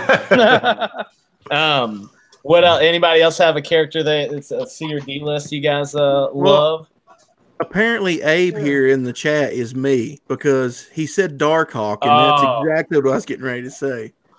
Darkhawk and I guess Deathlock is not really a D list, but maybe a C lister, B lister. But when you have a character that has a heritage with like important, like there's important things that have happened around them, I feel like they can't be. Like D list, Another D lister though I really liked was Sleepwalker. Oh yeah, Sleepwalker. Yeah. He didn't have a nose, right? Wasn't he missing a nose? Yeah, he was a green dude without a nose. That's right. But Darkhawk's a great one. I have that Darkhawk #1 image book with like his like helmet and stuff's in foil, but the rest of it's all black. It's really classic '90s, like well done image stuff. Cool. I have to remember that you guys are probably a little younger than I am, so your comic influences were in the 90s. Mine. I just had my Sweet 16, Bruce. Sweet 16 the other day. Oh, that's right. You're way younger than I am. That's right. Let's see. Abe Sapien saying Tiger Shark, and then Rabid Tycat says Demo Goblin. I don't know. Either one. Where are they from? You guys put where they're from. Marvel. Are they Marvel? Okay. Demon Goblin. They might be like F list then. Well done, guys. I'm pretty sure Tiger Shark is Marvel. I was thinking maybe for C or D lister. C or D lister. What's up? The Wonder Twins or Wendy and Marvin? Yeah. From the old. Yeah. I hate Wendy and Marvin so bad. I don't get why they were ever there. They never had any powers. Well, I tried out the DC Unlimited app the other day, and I went back and was watching Super Friends. They're only in like the first maybe 8 episodes. Then you go to season 2, and that's Wonder Twins, and they're only in like that season. And from there on out, the show was just like a comic book show. So all the things I hated, apparently, when I was a kid, I'd watch it all the time, and it was like every day I'd see Wonder Twins and Wendy and Marvin, and there's like 6 whole seasons where they didn't even exist, and they never played those on TV. It was always a brother and sister with a pet. Those That was the goofy little sidekicks Hanna-Barbera there. thing, I think. Yeah. But then there's all the other throwaway characters like Apache Chief. I love Apache Chief, though. I forget what the other guy is. The lightning guy. Black Vulcan. That was Black Lightning. Black Vulcan. No, he was Vulcan back then. I think I think Black Lightning's on Netflix, maybe. Yeah. Yeah. Oh, it's a TW. Yeah, there you go. Yeah, they had a whole bunch of throwaway characters that you never seen in the comics beforehand. On that, and I think they've actually brought them into the comics recently.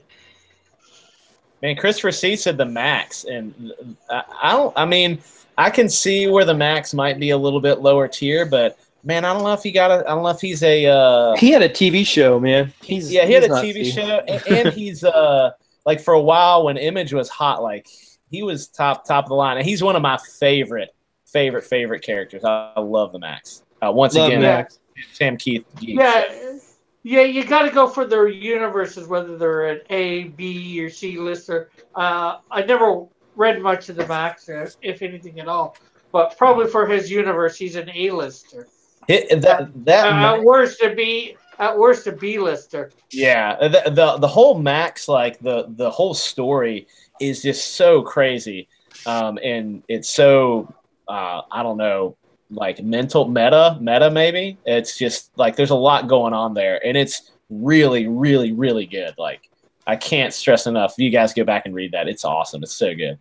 I love it. But anyway, what about would you consider Wonder Man a C-lister? Yeah. Wonder Man. No, I wouldn't. One time maybe, but it depends. I think he goes up and down for what he is. He might fluctuate a little bit. Yeah, maybe, yeah. Oh, Shadowhawk. I don't know if a team can be considered a character, but my favorite like C-list or D-list team is Legion of Superheroes. Okay, yeah. And then the C-list dude on that is Bouncing Boy. So if I had to narrow it down to one guy, it would be Bouncing Boy. He was always positive. He was always a leader, sort of a mentor to the younger ones, and he always acted heroically. And he was pretty badass. Rabbit Cat said Negasonic Teenage Warhead, but I think Negasonic Teenage Warhead got kind of too popular with Deadpool recently. Yeah, because mine would have been Legion, but yeah, he's got a TV show now. Yeah. So Legion's a great one, though. Would have been a great one for sure. Yeah. Sorry, Mutt, what were you saying? Oh, I was just going to say that when he said Bouncing Boy, that reminded me of my favorite. Which is Speedball. Yeah. I love Speedball. And to me, that's the craziest power, that you basically just bounce off everything. Mm-hmm. Speedball killed Captain America, man. Dude. What? Yeah. Speedball caused the problem that killed Captain America. Sorry, go ahead. You guys watch Daredevil? They have there's a character I never heard of, but I like to look up the stuff that's in the show, and they had the Wizard. The Wizard, He's only fast when he's scared. Yeah. I think that's great. Yeah. You would think with a name like the Wizard, he'd be doing something else. Yeah. Right. Super P. The Wizard was the name of the speedster on Squadron Supreme, wasn't it? Originally, the Wizard. Oh, is that where he's from? Okay. Well, he can like pee over his head, maybe. He can pee his body. Except with Squadron Supreme, you didn't have to be afraid to go fast. Yeah. From what I know. That's great. That's like a great, terrible character to make, though. He can only go fast when he's afraid. That's why they call him Wizard. Oh shit. Yeah, right. It's a dual purpose name, really. Yeah. Let me throw an old one out for you. Let me see if I can pronounce it correctly. Commandy. Oh man, Mandy, yeah. Yeah, come on, Commandy. you're gonna make Jason fight, man. He was Oh, why's that? Earth post-apocalyptic future. It was the last boy on Earth. That's right. Yeah. Oh yeah, from DC. Yeah. I think it was a Jack Kirby. Oh yeah. Yep. Yeah, and it's basically the greatest comic book that's ever been created. The greatest. Oh, okay. I get you now. Yeah, So- it's far from D-list. It's Okay. probably as much of an A-lister as you can actually be.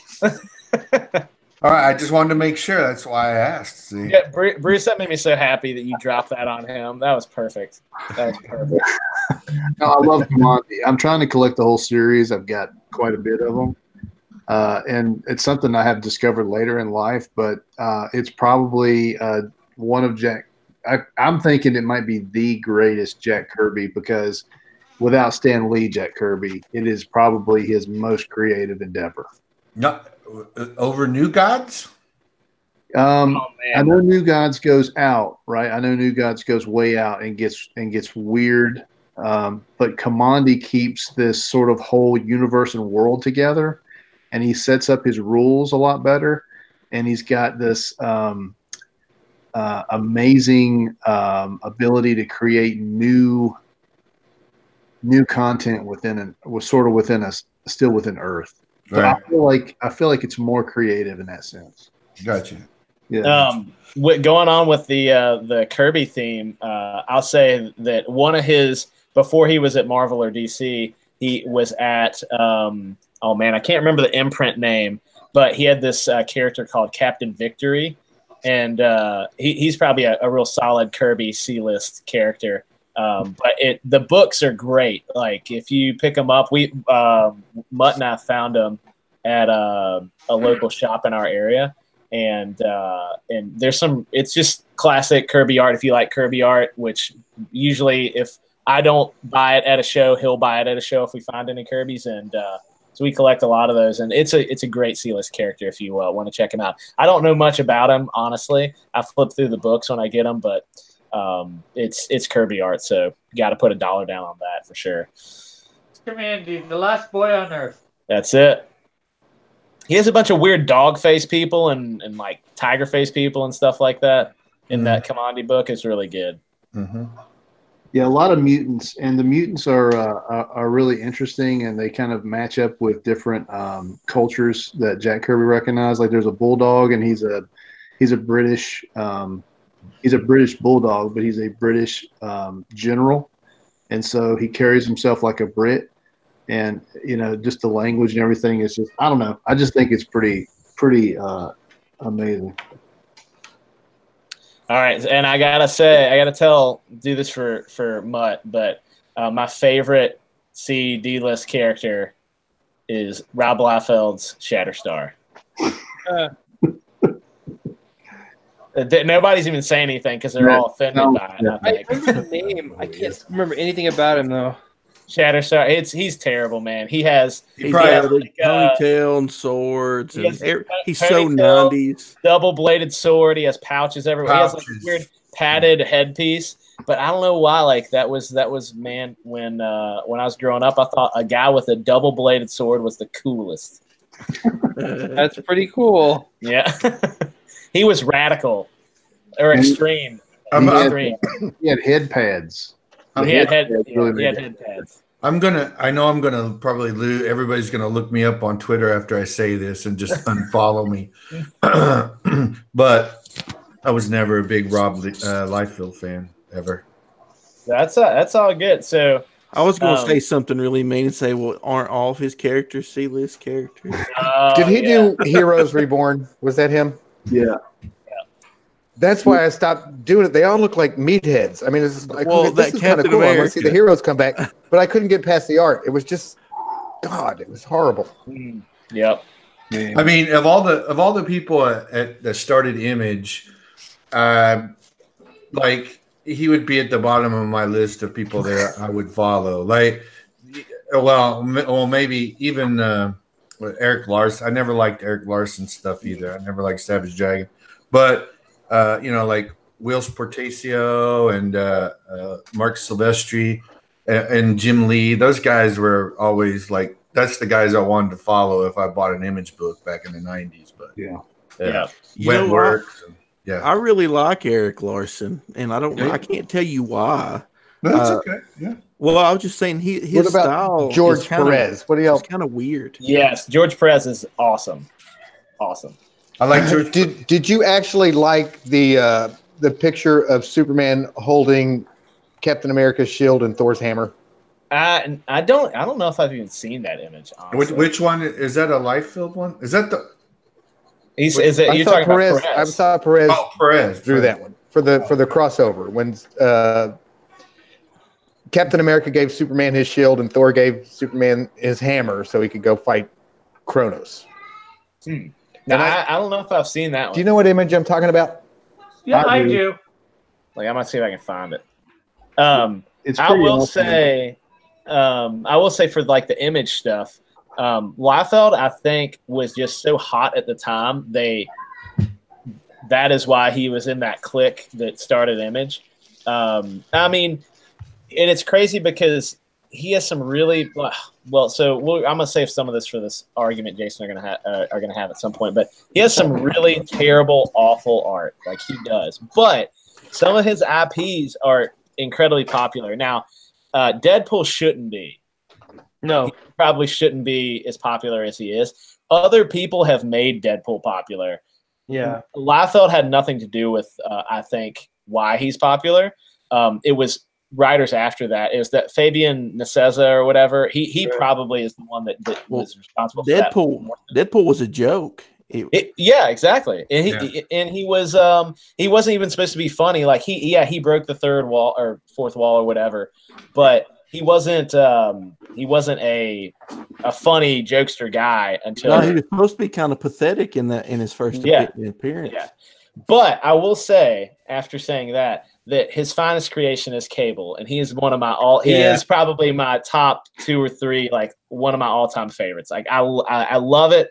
I don't care if anybody hates Liefeld. I love Cable. So. I'm just gonna throw this out here. The book that I'm working on with Ninja, Psychotron, it's totally got a throwback to Liefeld and Cable because I told him to put as many pouches as he could and draw the hugest guns ever.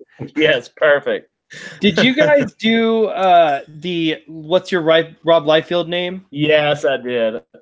Yeah. So if you haven't seen my guy, go on my Twitter feed and check it. He's named Crow Razor, and I have a drawing of him, but I'm not really good. I want to have somebody who draws well draw a good version of this guy because I really like him. I want to write a story for Crow Razor, but my drawing's junky. It's blue pencil and it's not very good. But mine was really bad. It's Night Blaze. Night Blaze. I was like, that is awful. You say it sounds like an 80s metal band. Yeah, I mean, it's just bad, man. Like, and I was like, that's kind of an oxymoron. Night, I don't know. Like, I don't know. Anyway, well, I got from my real one, I got Black Shade, and so I reversed the letters and that's how I got Crow Razor. But Black Shade is like, it's just too much black and shade. Right. Davian said he got Shadow Shard. That's a pretty good one. That's cool. That's a good one.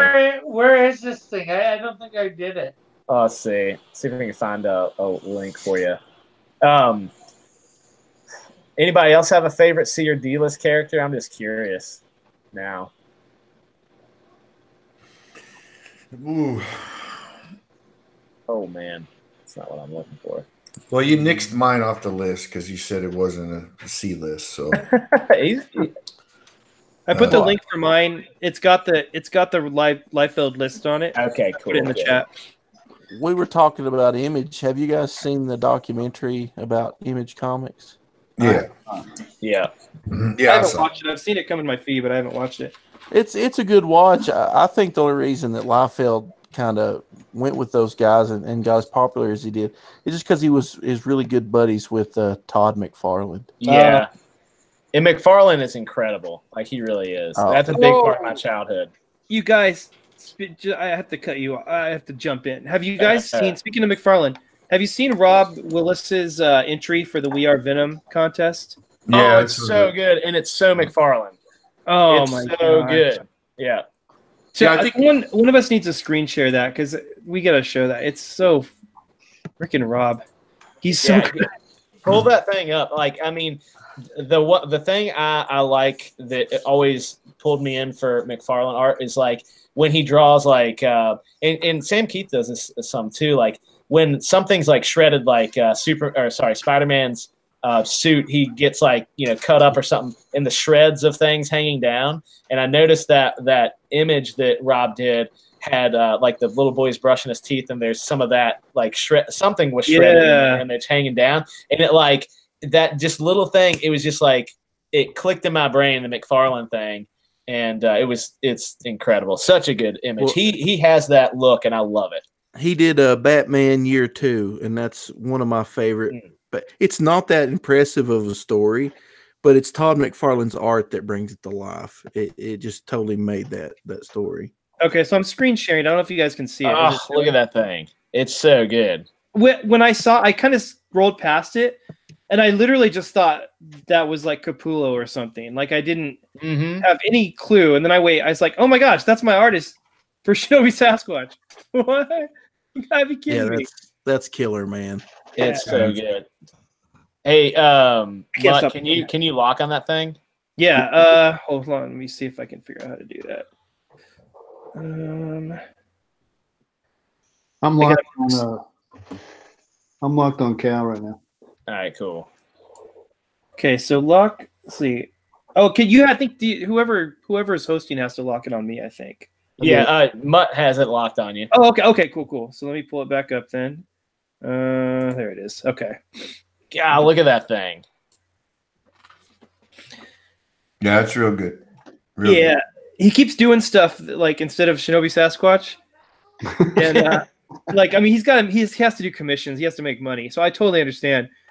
And so I'm behind everything he does. But then he did this, and I was like, oh, that's the best thing you've done so far. I just hope it doesn't pull him away from Shinobi Sasquatch. Abe said, can you zoom in on it a little bit, Cal? Is it possible? I think so. Let's see. That's the wrong button. Nope. Oh, you don't have a Mac. I can tell you how to do it if you're on a Mac. Oh, here we go. There you go. Oh, so good. Far.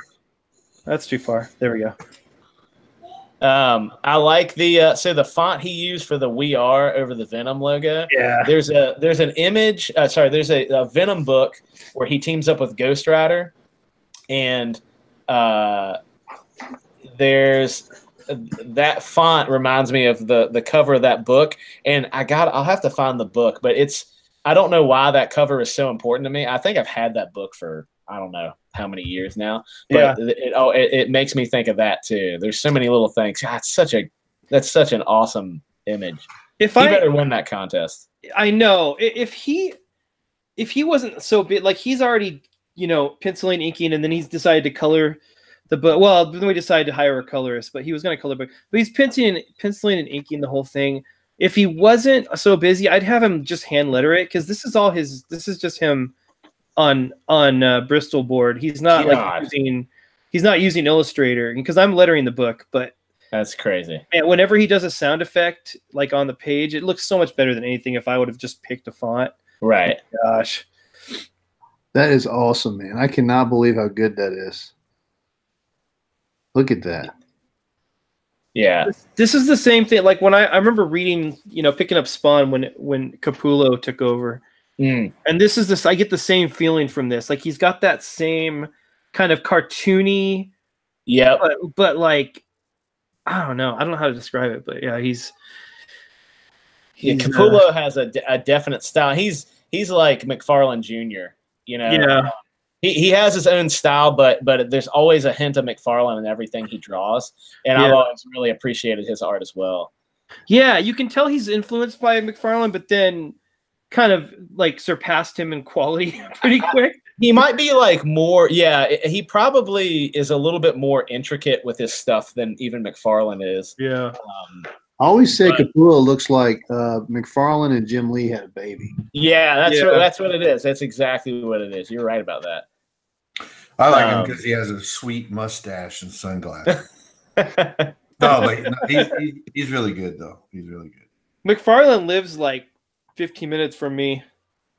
You guys stand outside his place and wave outside the fence. I've thought about like going and trying to sit in the Starbucks where he goes if he has one. It's like working on a comic script and like seeing if I could, like, hey dude, hey, you're Todd McFarlane. Oh, yes, I am working on a comic book right now. Yeah. Well, I mean, you should ask Todd. Are we on a first name basis already? You need to go to a baseball game. I think he really loves baseball. Oh, dear God. I hate sports balls. Hey, I'm a musician and a writer, and play video games. I don't have time for sports. Right. I like if you guys ever watch Todd on his live, like little videos and stuff like that. Where he's drawing, I always love it because he has this tick where he says up in here. Whenever he's like drawing, he'll be like up. We're gonna do a little bit of this up in here, and, this up in here. And I try to count how many times he says it every single time that I watch one of those videos. And the most that he's done it was like 20 some times. I think that I counted. It's incredible. That's my weird Todd McFarlane thing that I do. How do I? Oh, there we go. Man, that's awesome. Well, I can't wait to see some more Shinobi Sasquatch, by the way. Me too. Yeah, book's looking good, man. Yeah, and he's redrawing all the pages you guys have seen. He's just redoing them completely because he started and then he got 3 pages in and then he did a cover. I don't know if you guys saw that cover image, but he then he's like, you know what? I've like gotten way better since I started, so I'm gonna redo these pages. Gosh, man.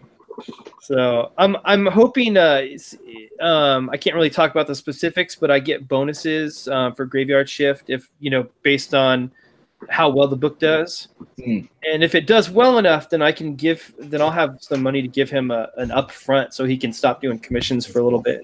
Nice. Because he keeps telling me, he's like, man, I can't wait to get back to Shinobi Sasquatch. I just have this commission and this other.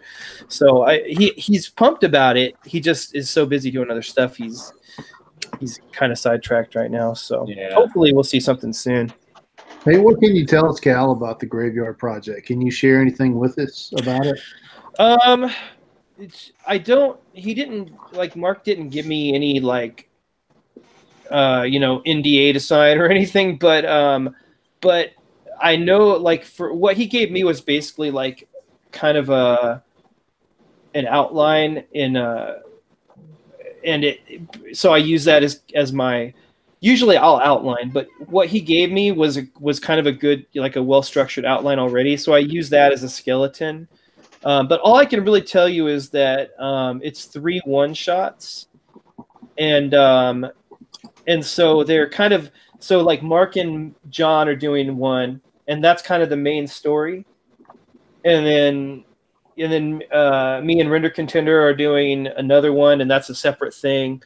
And then Von Klaus and Todd are doing a third thing, and it's its own thing too. But I can't give you any details at all about it yet. But I can tell you this: I don't know a lot about Mark and John's story, but I know that me and Von's stories are both. I think they're both really, really cool, and they're going to add a lot of depth to what John and Mark have already done in the first book.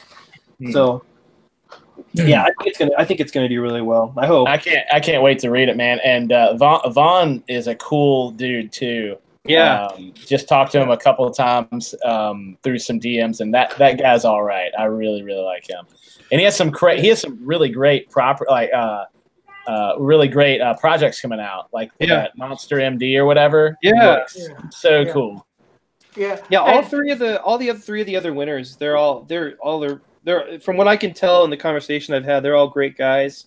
They're all super talented, and it's no surprise why any of them won. Right. Yeah, Todd's a good dude too. I've talked to Todd a few times. Yeah, he's on Tales Beyond the Gate as well. Oh, nice. Cool. Who was on that? There's a lot of talented folks on that one. Can you talk about that a little bit? Well, we've all got our own separate stories. We've got a few of the big names. Like I said, John Malin's actually doing a page for it. Oh, cool. He's doing. I think he's supposed to render a poem by Edgar Allan Poe that he said he was doing. Oh, that's cool. Ethan's doing a page. I think there's a couple other big names. I'm not sure who. John Dillard gave me the systems on it. Manny from Good Dog Press. Nice. Tank Ferret, myself. And another, like I said, there's a couple big name writers, not just artists. Just trying to think of the names. I think James Hudnail's doing a small story. Oh, that's cool. He did Agenda with Matt Collison. Yeah. So, and we got quite a few small time, indie people too. Me, like I said, the people I did name, plus a few others.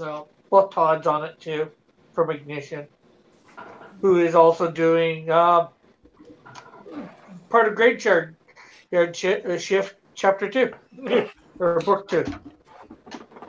I don't want to get too nosy, but are you guys getting paid for this, or is it I mean, I know you're going to get paid for it, but I mean, are you getting paid upfront money for it, or do you get paid when, is it a crowdfunder?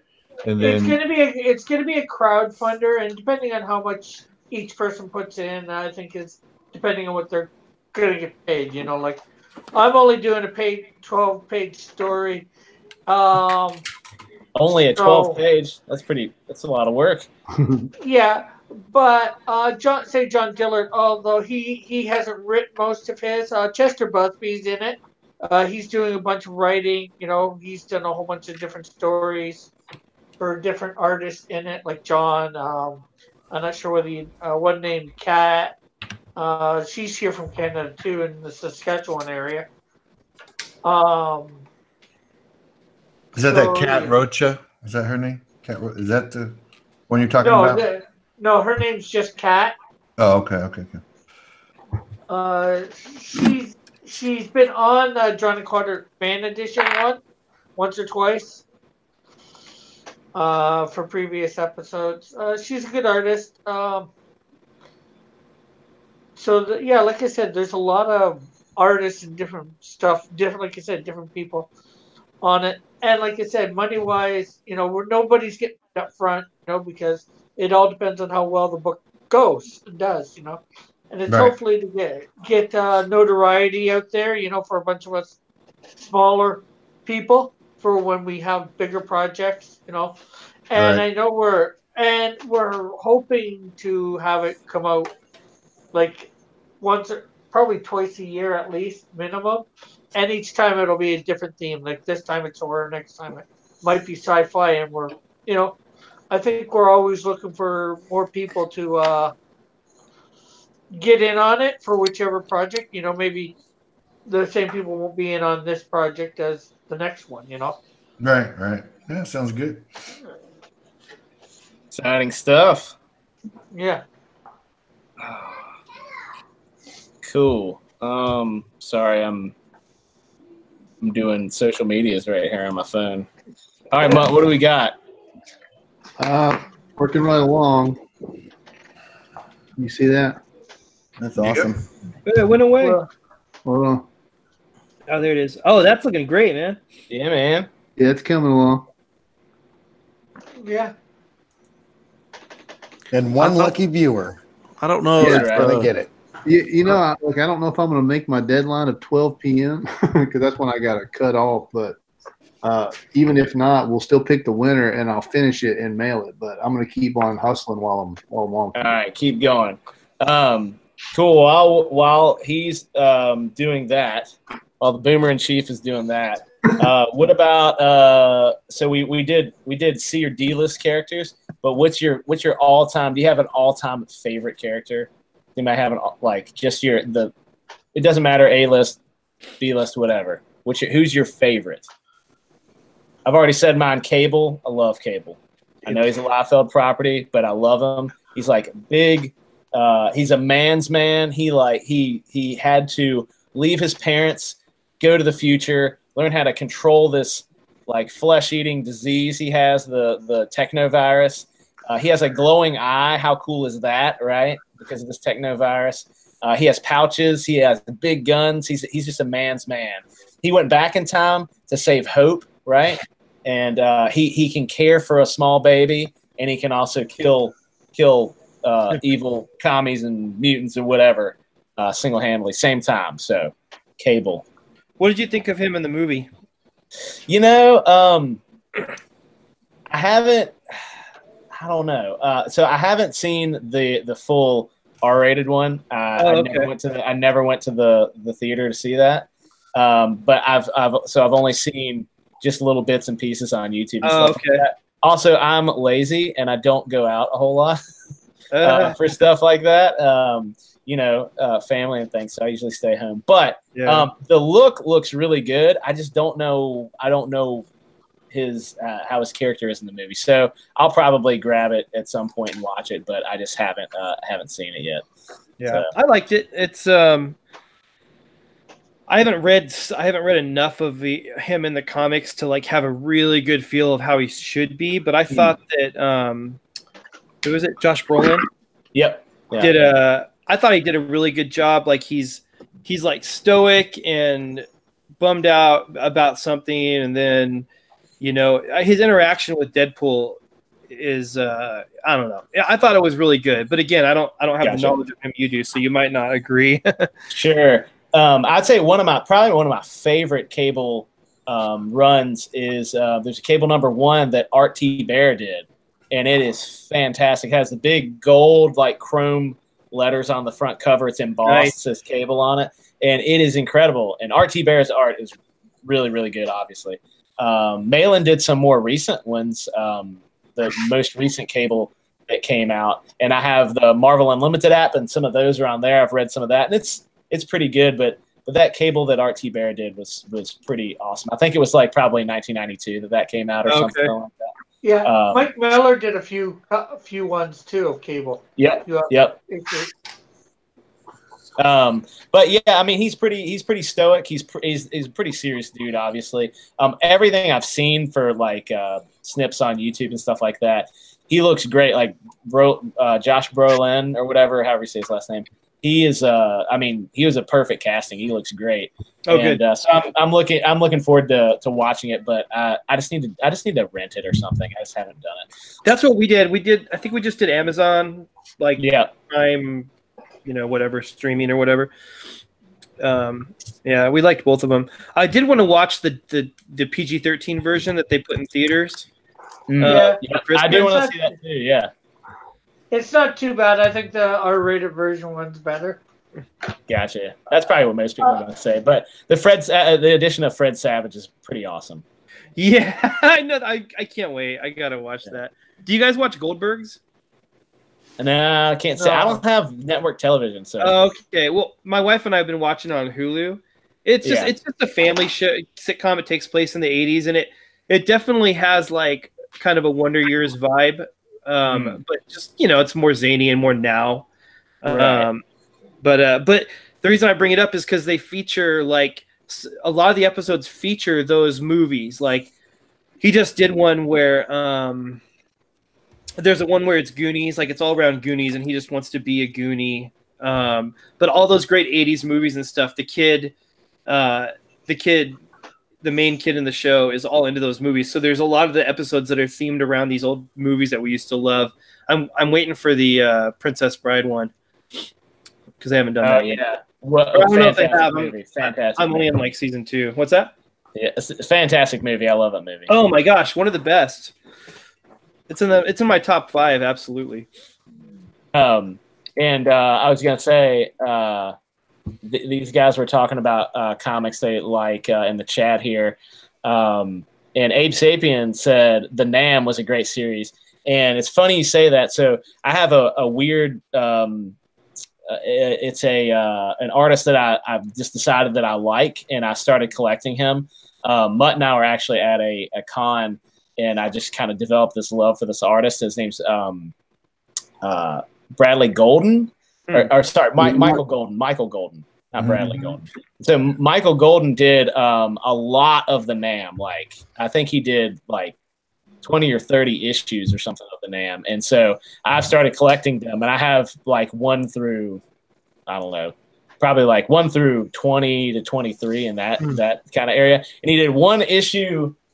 He did 1 cover. I don't have it up there right now for Star Wars, the Marvel Star Wars. He did a cover with Leia on it, and I have it, but it's not up. I need to put it up behind me on the Star Wars shelf there.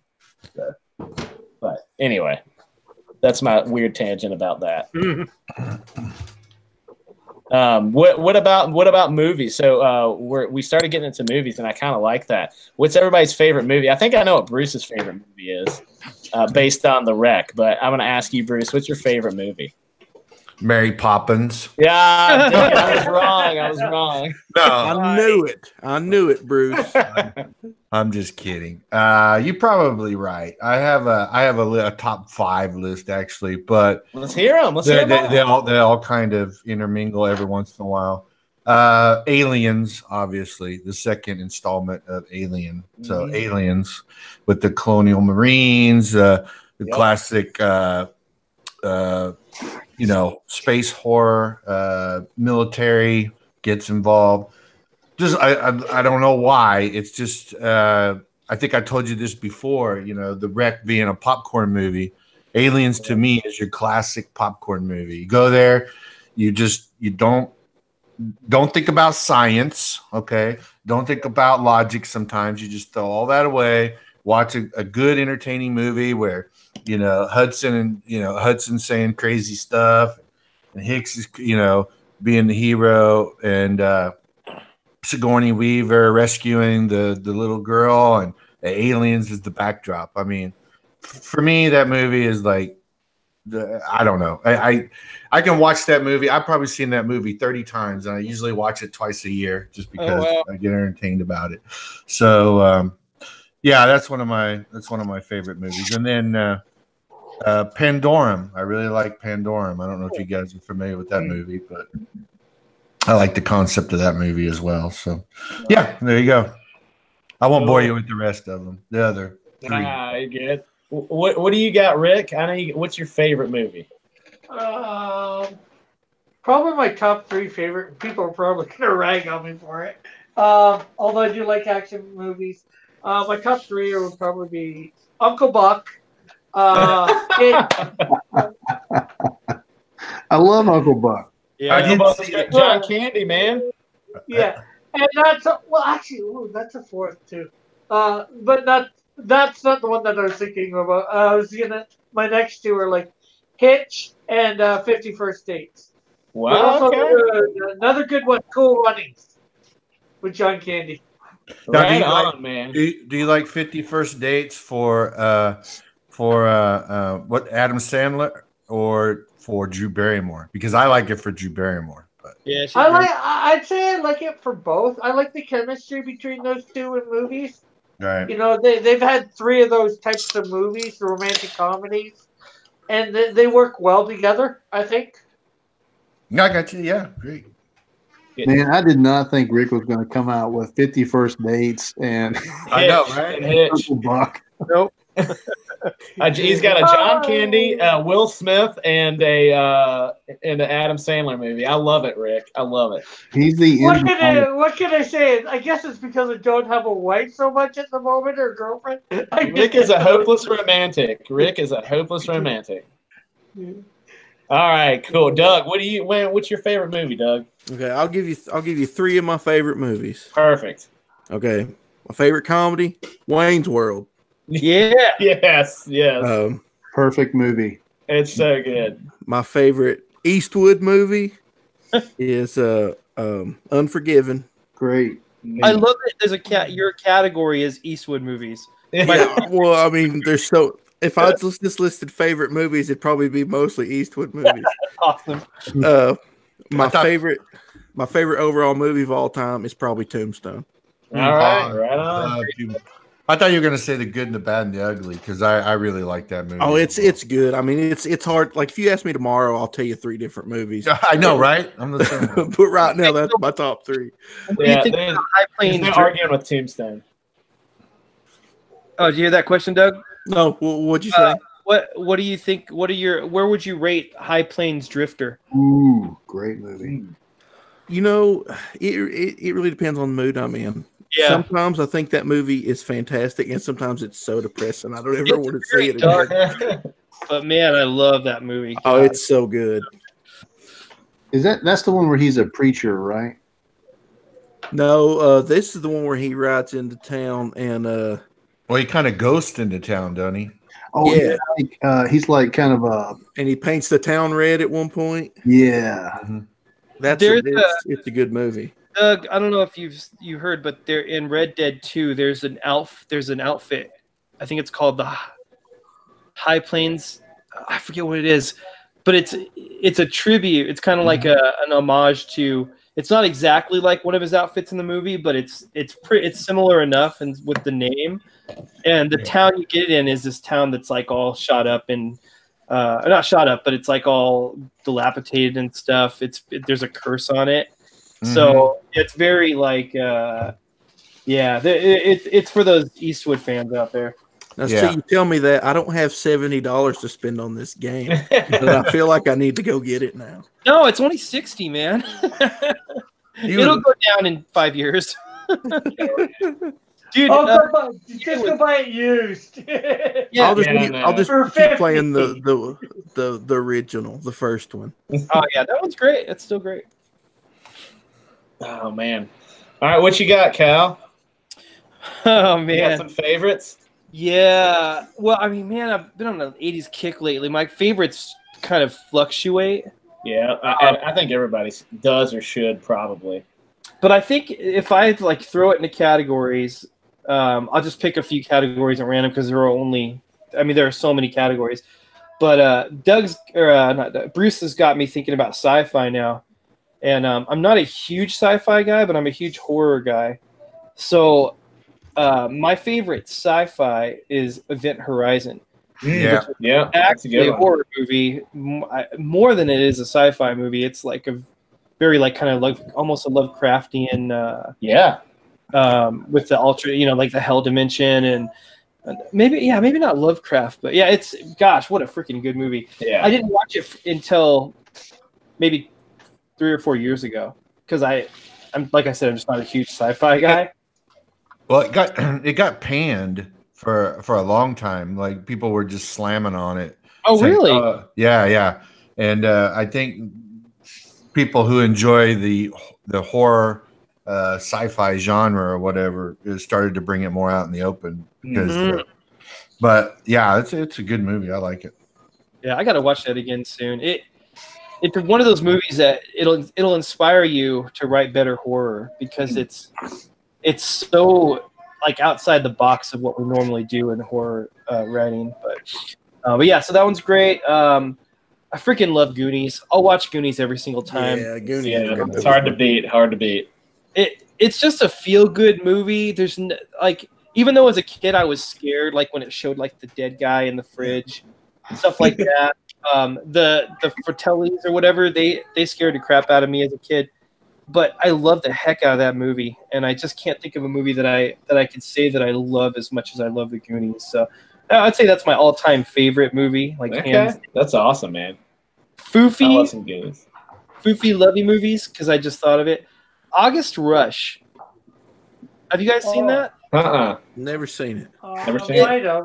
If you're a musician,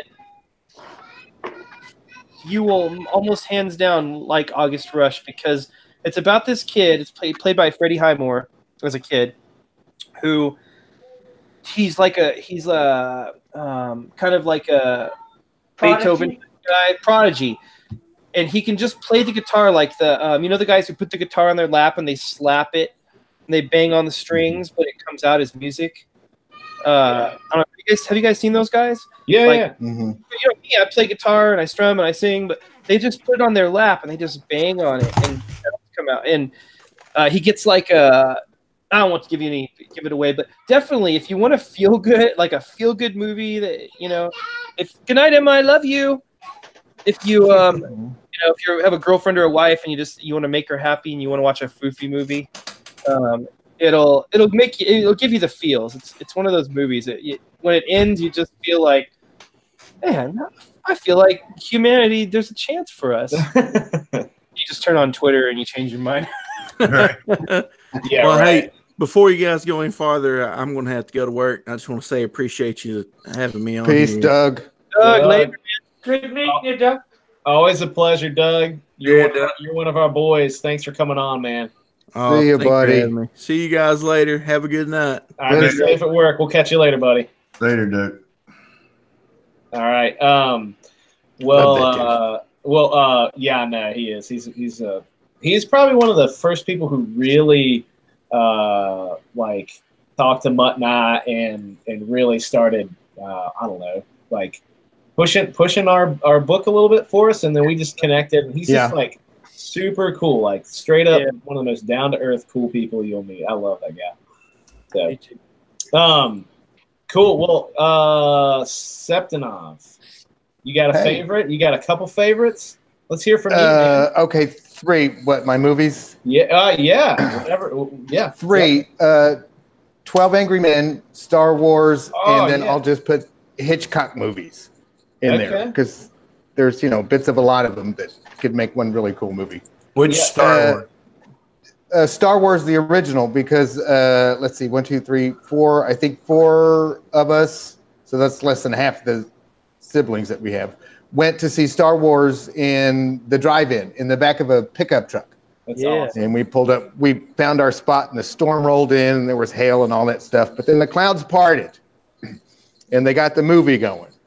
And there before our eyes was this, it was amazing back then. What the stuff that they were showing us on the screen, on this great big drive-in movie screen, and the noises that the thing was making. It was just astounding, in a great big black or villain in a black cape swooping around and choking people. It was just great fun. Yeah. So that was, sort of a family thing. The Hitchcock movies, they just scared the shit out of me. God, they're just, well, that's, they're supposed to do.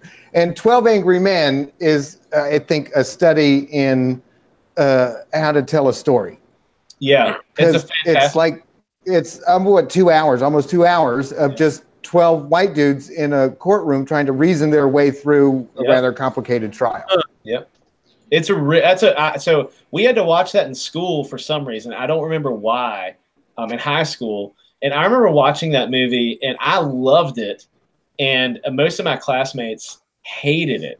And I remember really enjoying that movie a lot. Yeah, and it actually popped up alone. Yeah, it popped up on my suggested movies on Amazon like last night, I think, and I was like, oh man, I got to go back and watch that again. I think it's on Amazon Prime. I may be mistaken, but I'm pretty sure it is. So I can't rattle off all the actors, but I know it was Henry Fonda, Lee J. Cobb, Jack Klugman was in it. The dude that did Winnie the Pooh's voice, he was in it. I didn't know that. He was a little bitty fella. Yeah. Oh, wow. That's but cool. the cast alone was an amazing cast and a story well told. It was just Well, Christopher C. Go ahead. Oh, sorry. Go ahead, Cal. Go ahead. I was going to say the same thing you are. Yeah. Let's say Christopher C. said The Last Dragon, best movie ever made.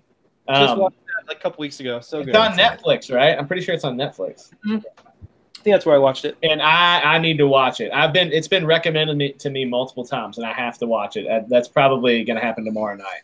It's a great example of a movie that could not be made nowadays, even though it was made by black people, starring black people, and it's like a great slice of Americana in that era. Yeah. But the terms that are used in that movie couldn't be used nowadays. Right. Yeah. I remember that there's an Asian guy he calls himself an Oriental. Yeah. There's a lot of Asian guys, but that's what Americans used to call Asian people back in the 80s. But yeah, it's just one of those movies. It's just innocent, good fun, and Christopher's right. Yeah, that's a hard movie to beat. It's really good.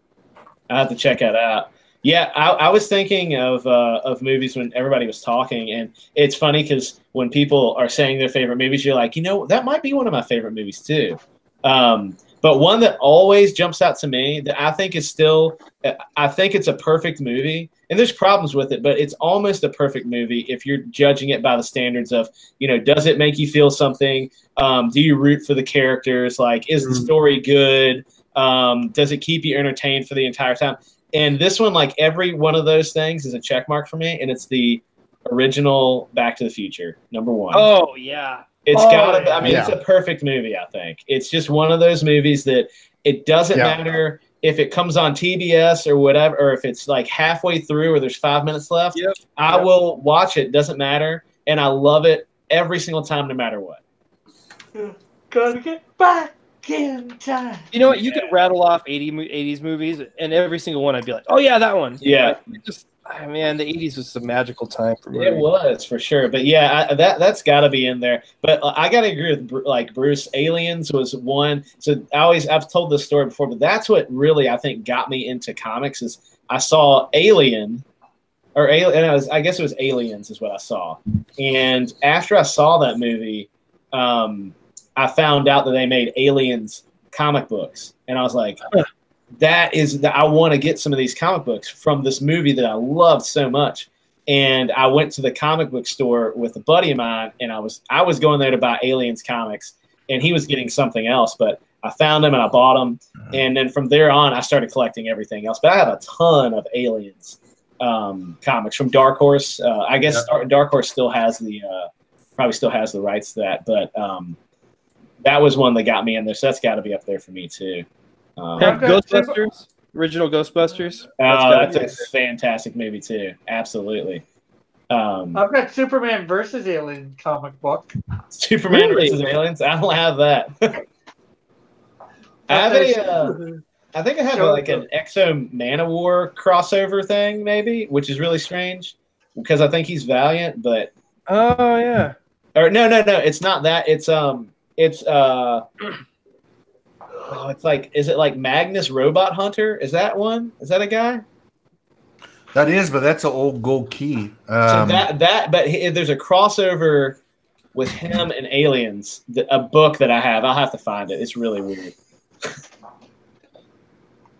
But yeah, I was trying to think of what else, like what other movies, 80s movies, like Ghostbusters is a good one that Cal suggested that are like E.T.'s good. I don't have any desire to watch it. I don't know. I'll probably watch it with my daughter one day.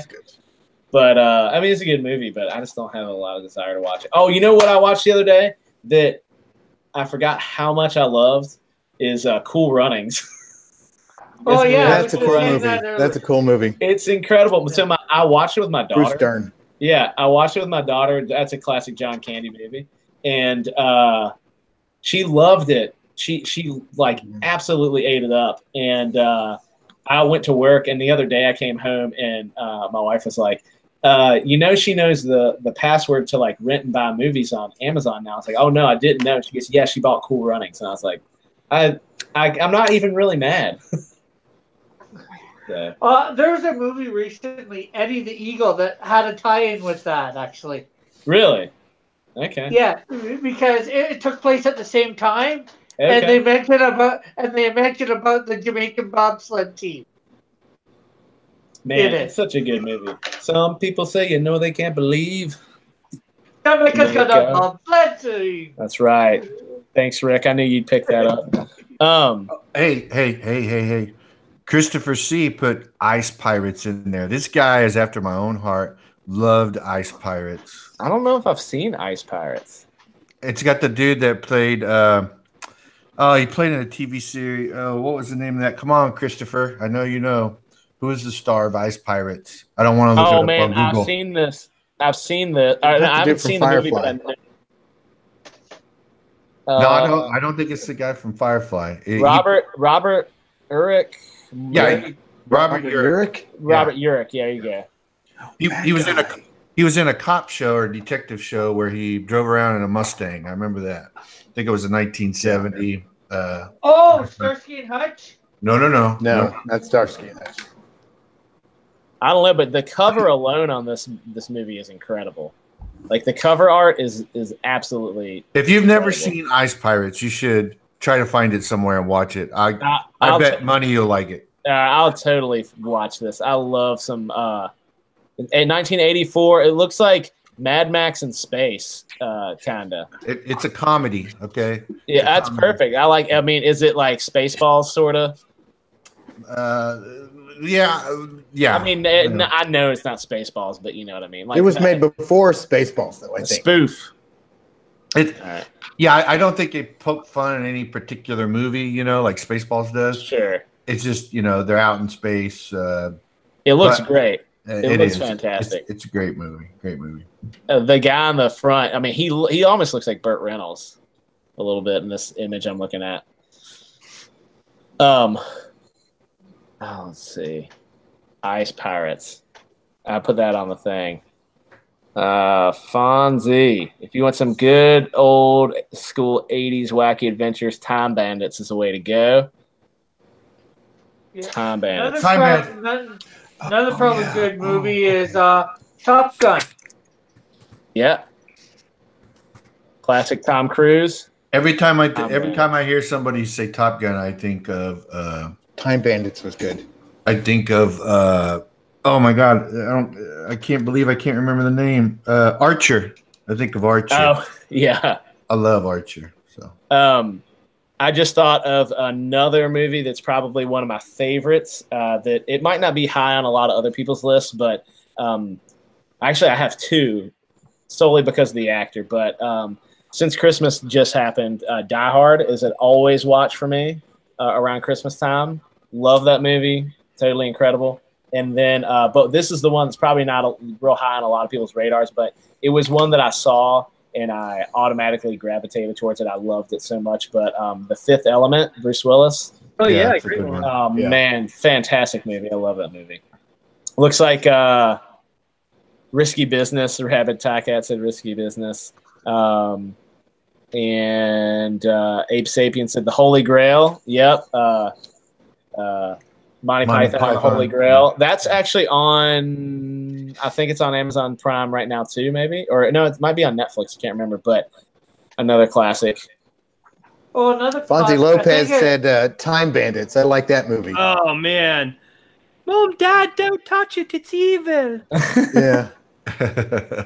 Is it? Was Time Bandits? Was that a Python thing too? Monty Python group or not? I don't think so. No, I don't think so. It smelled a lot like them, but I don't think it was them. No, it was about a bunch of midgets that were running around. It's so good. Wait, was that with some kid? Yeah, and they met God, and God banished them, I think. Oh, I know why. Yeah, I know why I was thinking that because Terry Gilliam directed it. That's why. Right. Yeah. Okay, yeah. Did any? So one thing that I watched the other night, or actually last night I watched this, and sorry, I was trying to look something up on Netflix and started playing. Something I watched last night that I forgot how good it is, and for being 10 years old, it's so good. Is Watchmen. Oh yeah. And I put it on last night. I saw it popped up on Netflix. I might watch it tonight. And I put that thing on there, and I mean it's like 2.5 hours long. It's a long movie, but man, I forgot how good that movie is. It's really good. Well, here I'll give you one. I'll give you an old school one that I really like. I still watch it. I own it on Vudu. Failsafe. You ever watch that? Failsafe. It's an older movie, 1964. Okay, and it has Henry Fonda in it. He plays the president of the United States. And it has let me look it up because I can't remember. I'm looking at the IMDb right now. Yes, I haven't. I don't think I've seen it, but I have. Somebody else talked about this movie. Yeah, Walter Matthau's in it. American planes are sent to deliver a nuclear attack on Moscow, but it's a mistake due to an electrical malfunction. Can all-out war be averted? Yeah. It's really good. Looks cool, man. Yeah. All right. I like it. One weird movie that freaked me out was Colossus. It was made in the 60s. Independently, the Russians and Americans were working on a supercomputer, and they eventually started talking to each other, and then, of course, became self-aware and took over control of the entire nuclear arsenal of the world, and then made the humans do its bidding. But it was made in the 60s, and it was like the 60s vision of what the future is going to be. What was it called? But it was all brilliant, and it just had this big globe. Or Colossus was just this big machine. It was cold and calculating, and that was a cool movie. What was it called again? Colossus? Colossus, yeah. Yeah. You know what movie I just saw a couple weeks ago? I think it was on Amazon Prime. Logan's Run, the original. Oh, yeah. That's good. Peter York and Farrah Fawcett. Yep. She got big billing in that movie, but she wasn't in it very much. Farrah Fawcett. Yeah, what's up with that? What about like how about some classic Raiders of the Lost Ark? Movies, hard to beat. Hard to beat. Indiana Jones. Yep, Indiana Jones. Hard to beat until it got to the Crystal Skull, and we just pretend that didn't happen. Yeah. I hear they're supposed to be coming up with a new one of those too, a new indie movie. Man, I feel like we just need to let Harrison Ford go. Just let him go. Yep. Pretend he's gone. Just let him go because I don't think he actually really wants to make any movies. I think he wants to like get his ears pierced and fly his planes around. So. But he was an action star. He did his thing. Just let him go. Yeah. Man. Yeah. It's when they're older like that, it's like Ric Flair should stop wrestling. Harrison Ford should stop doing action movies. Yeah, right. And I just don't think he wants to. I think he's like done with Hollywood. Well, actually, a good movie he did a couple of years ago. 42, number 42.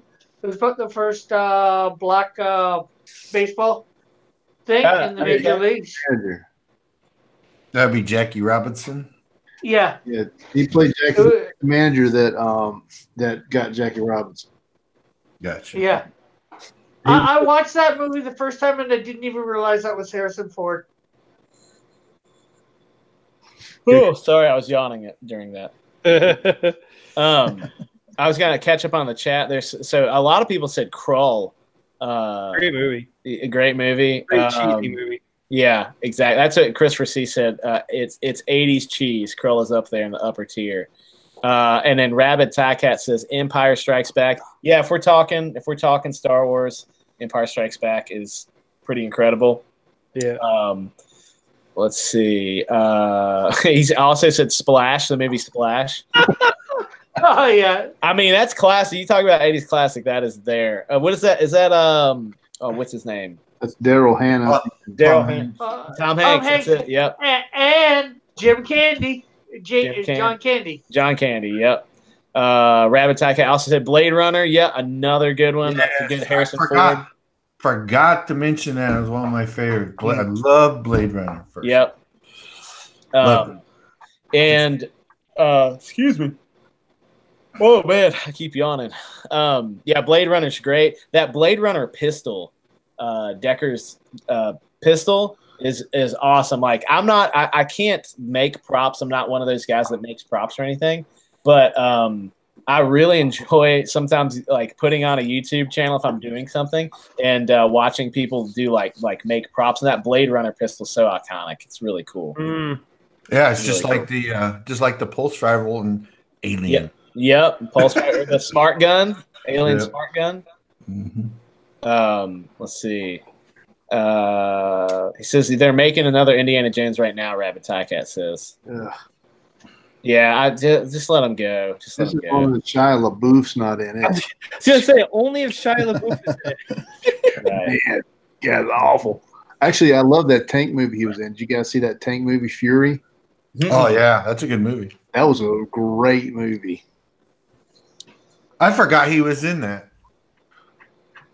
How about his role was really good. Like he's a great. I mean, the dude's crazy, but he's a great actor. He was good in that movie. how about Bill Murray's finest role in Caddyshack?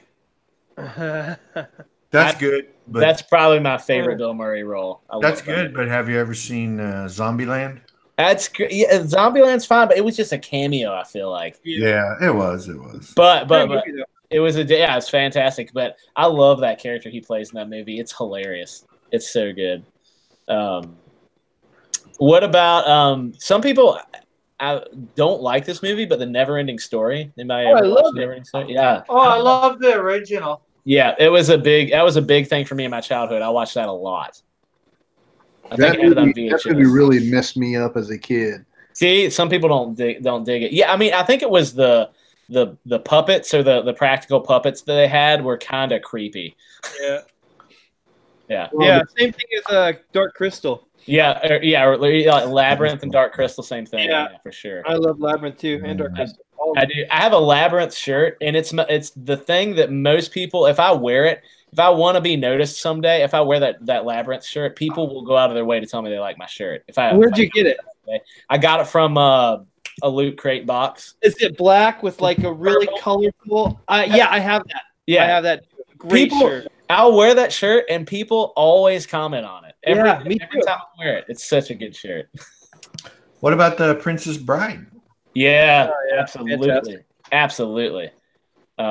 Wesley. Yes. The Dread Pirate Roberts. Yeah, Dread Pirate Roberts. How about this one? You guys, everybody's gonna say they love this one. Big Trouble in Little China. Oh yeah. That was a big one in my childhood too. I remember watching that thing. I wore that thing out. My favorite part is where the guy, like, I think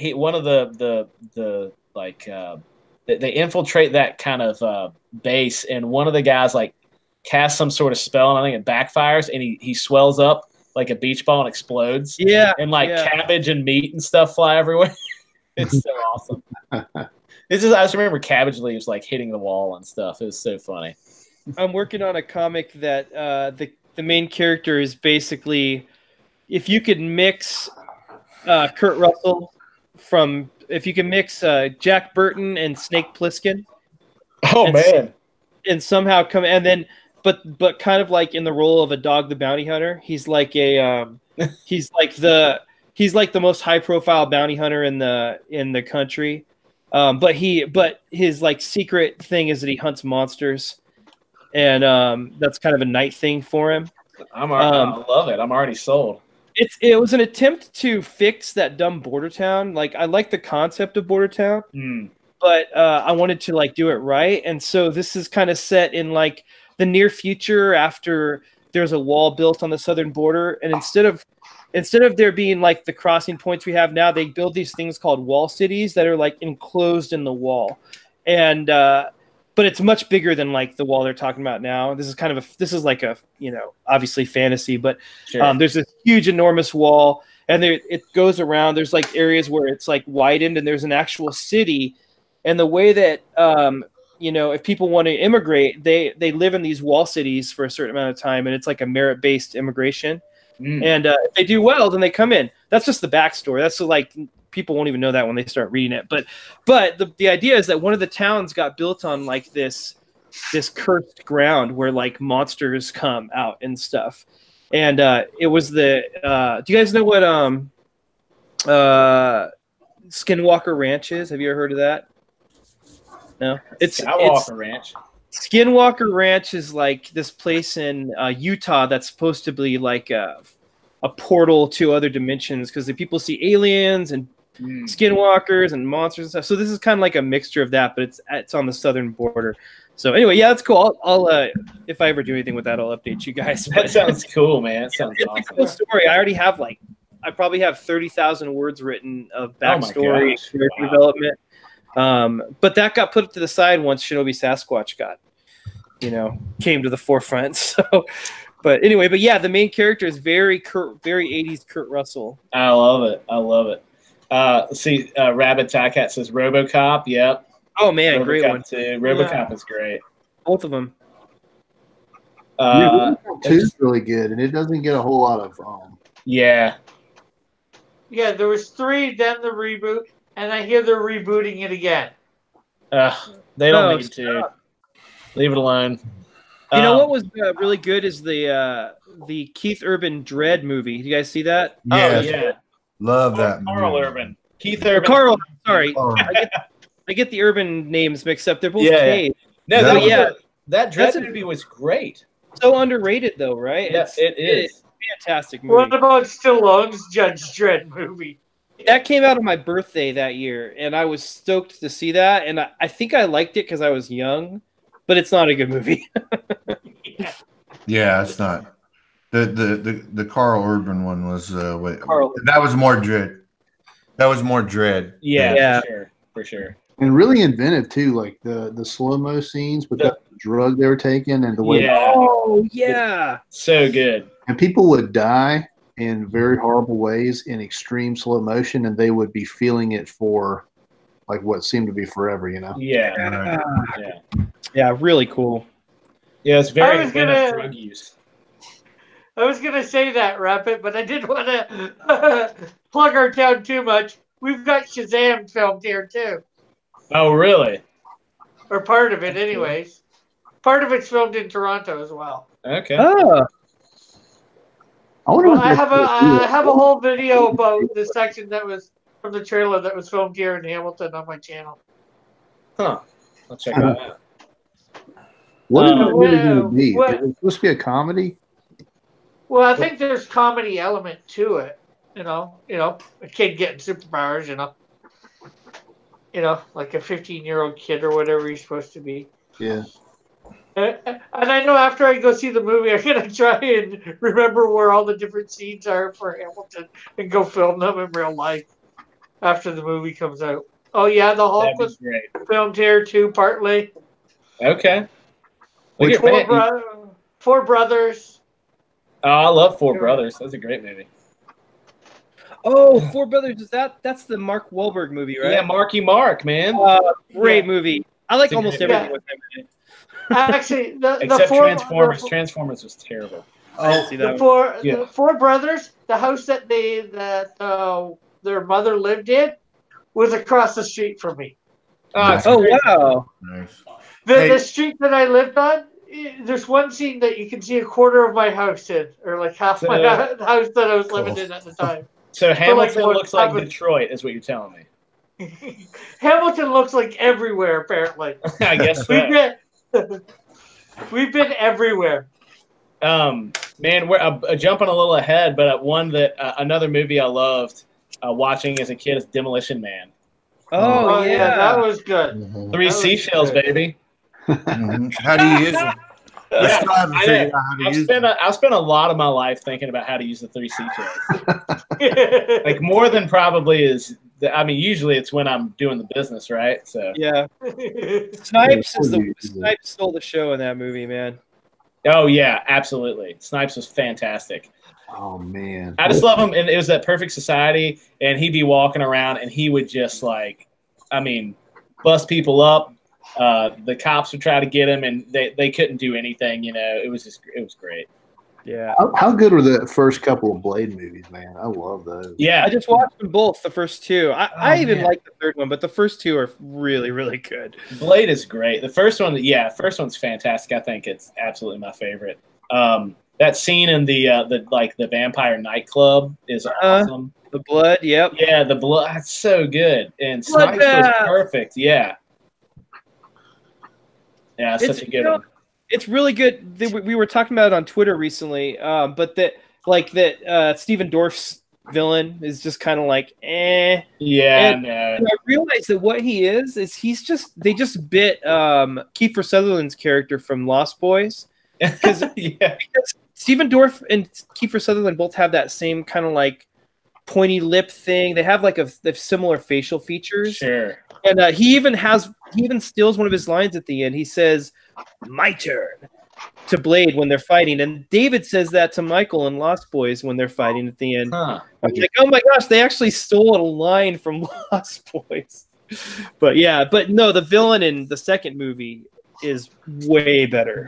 Is that the one where their mouth opens up? Yeah, Yeah, that was great. they're like an evolution of the vampires. And Yeah. they feed vampires. But Ron Perlman's character was a good villain too. He wasn't even the main villain. Right. Yeah. So good. Both of those are great. Yeah. Speaking of Ron Perlman, the Hellboy 1 and 2 with Ron Perlman is, I love those movies. I think that Guillermo del Toro did it right, and this new Hellboy, I am not convinced yet. No, I was, when I first saw something, I was like, okay, yeah, I can get behind this. Yeah. But then the more I see, the more I'm like, no, this isn't like why did they get rid of Abe Sapien and I forget the Liz? Is it Liz? Liz, yeah. I think there is a Liz in this one. I think it's that young girl that was in the trailer. I might be wrong. No, she's in the comic, she's a white, like an Irish woman. Oh, okay. And I think there's like almost like a little love thing between them in the comics. Yeah. But they kept her name and then made her, a POC. Yep.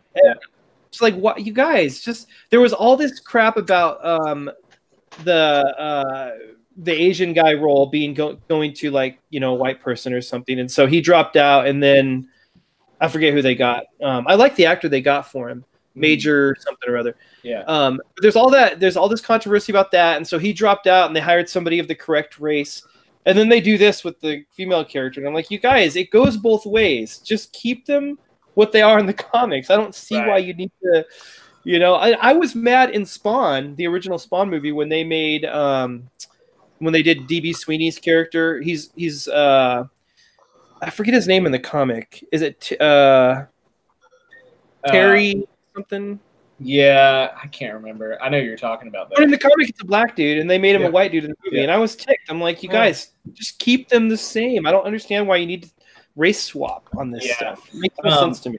And it's shocking. It just surprises me that, Mike Mignola, he's one of my top favorite artists. I love his art so much. Absolutely. And he's signing off on all this stuff.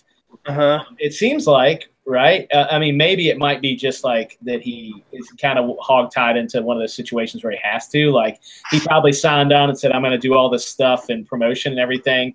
And then the studio got involved and made this movie. It was like a group of people in suits making these decisions. But looking at them, obviously I haven't seen the movie, so maybe I'll be wrong. But like, if you look at them, the Perlman one just looks more like the Hellboy that even Mignola did. It's probably the Mignola Hellboy's a little darker, I'd say, but he has like the top knot and everything. This one has like weird, long, nasty dreads and like greasy dreads and stuff. And it just doesn't look right. It doesn't look right to me. I was actually watching the Twitter. I was watching this whole thing on Twitter with between Mignola, Guillermo del Toro, and Ron Perlman. Last year, sometime early last year, I think, and Guillermo del Toro and Ron Perlman were both 100% on board. Yeah, they were like, "Please, let's do a third one." And then I remember Guillermo del Toro saying, "I've been talking to Mignola, and we might be able to do something." And then all of a sudden, it drops. No, we're dropping Perlman, we're dropping Guillermo del Toro, and we're going with David Harbour and blah blah blah. David Harbour is fine, but he's just all he's doing is impersonating Ron Perlman. Right? Have you watched it in the trailer? He's just impersonating him. Yeah, it's whoever had the rights. We're like, no, we're not doing del Toro, and we're not doing Perlman. Whoever has the rights is who made that decision. It wasn't. It probably wasn't Mignola because. Right. But yeah, that's the Golden Army. Hellboy 2: The Golden Army is. Oh God, that movie's so good. It is so good. All the practical effects. It's beautiful. The whole movie's beautiful. I love the mythology too in that movie. Like I love the underground market, troll market or whatever it is, and I love the elves. Like the bad guy characters are they're like so creepy and horror. Yep. While also being fairy tale mythical at the time. Man, they just did a great job with that movie. It's so good. Yeah, it is fantastic. And the whole I'm a big Mignola fan. Like I started reading, so I got I read some of his. It's Lord Baltimore, I think. Yeah, it's a great comic. Really cool comic. Very cool.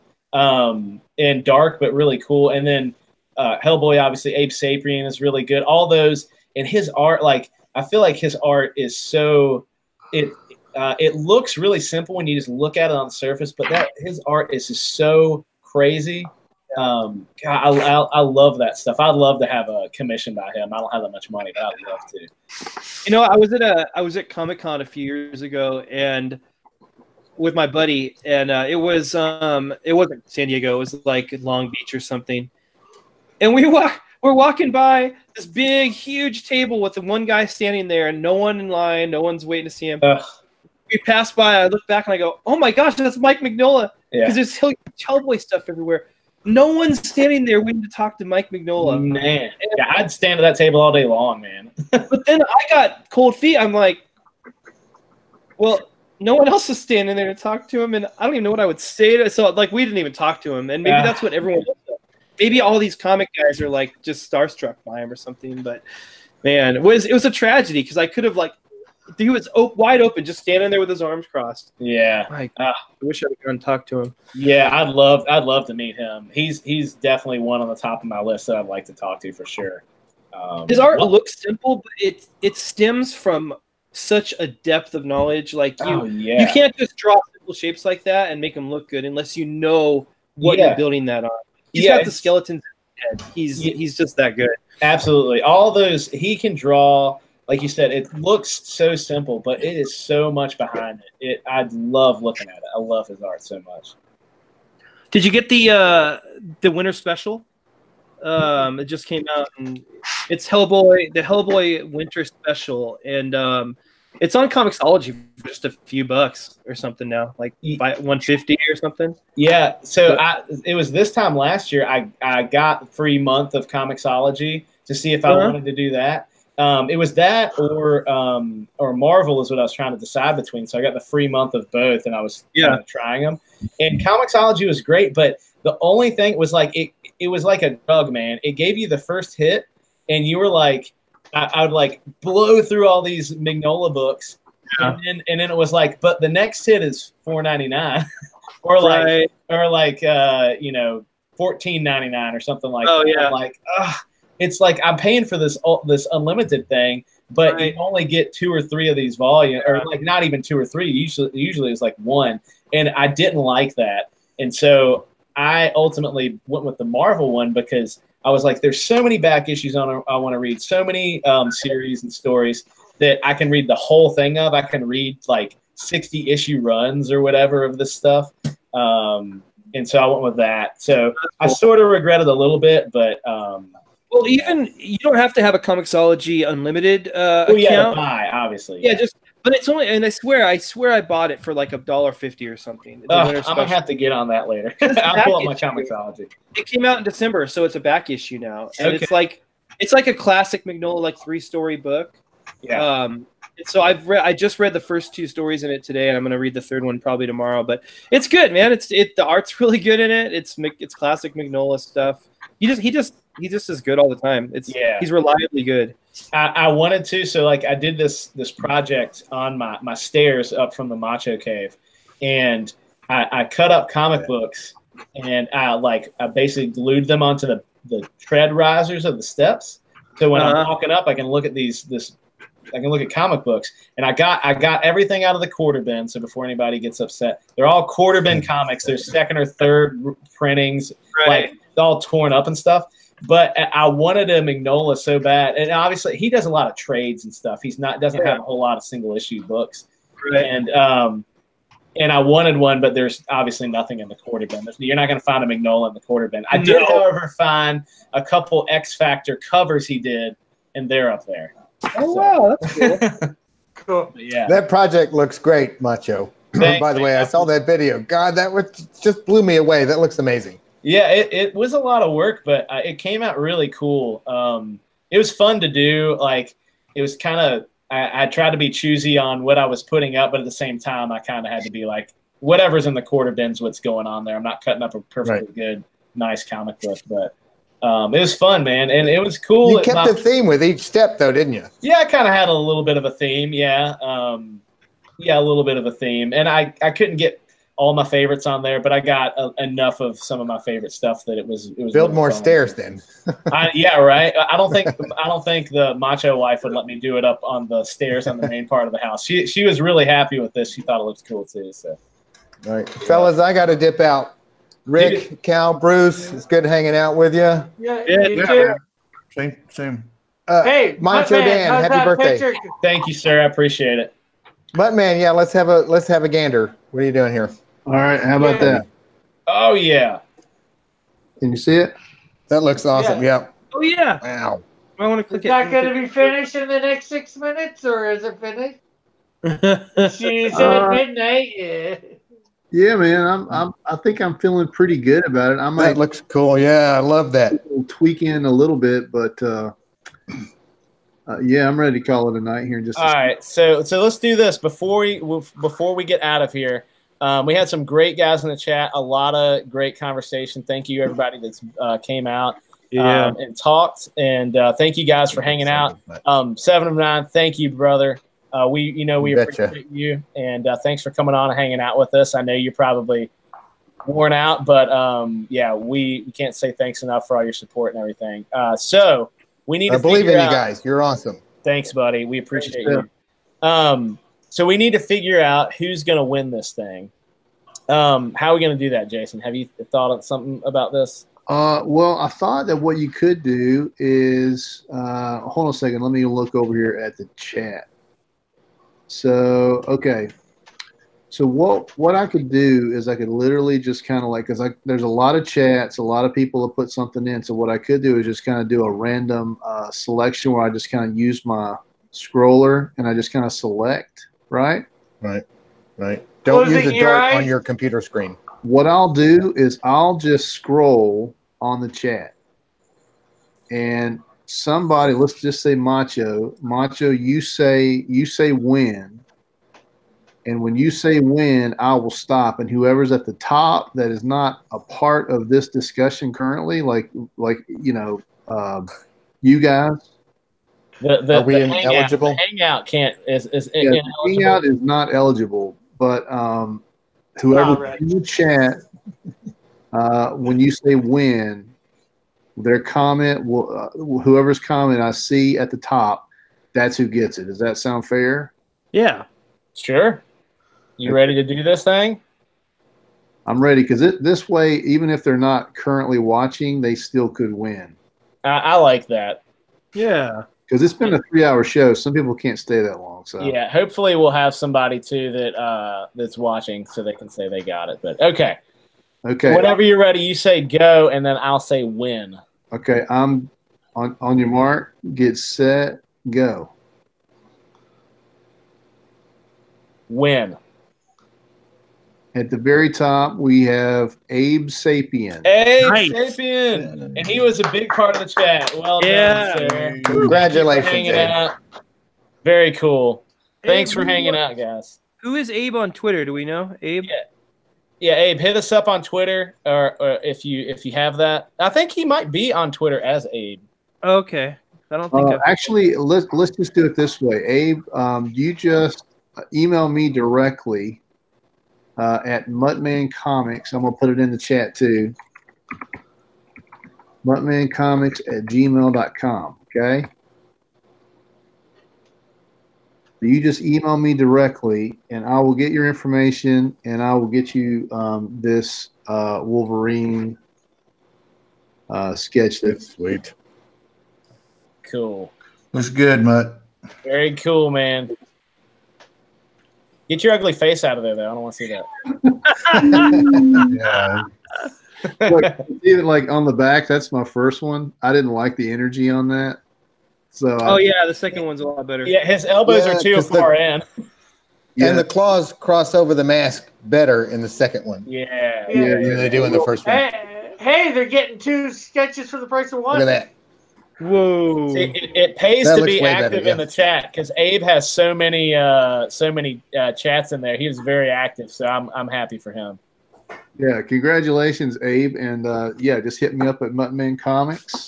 Sean's a little jealous, man. It's Wolverine's his favorite of all time. Oh man, sorry, man. All right, man. We played it fair and square. Yeah. All right. Well, I guess we're gonna call it here in a second. But Bruce, Rick, Cal, Septinov, everybody that came, man, we can't thank you guys enough for supporting us throughout our campaign and everything. Everybody give a shout out about what your project is, or what people need to be watching out for, that kind of stuff. Yeah, go for it, Bruce. You start. Okay. Well, let me start. Pay no attention to me. I'm not that interesting. There. You start.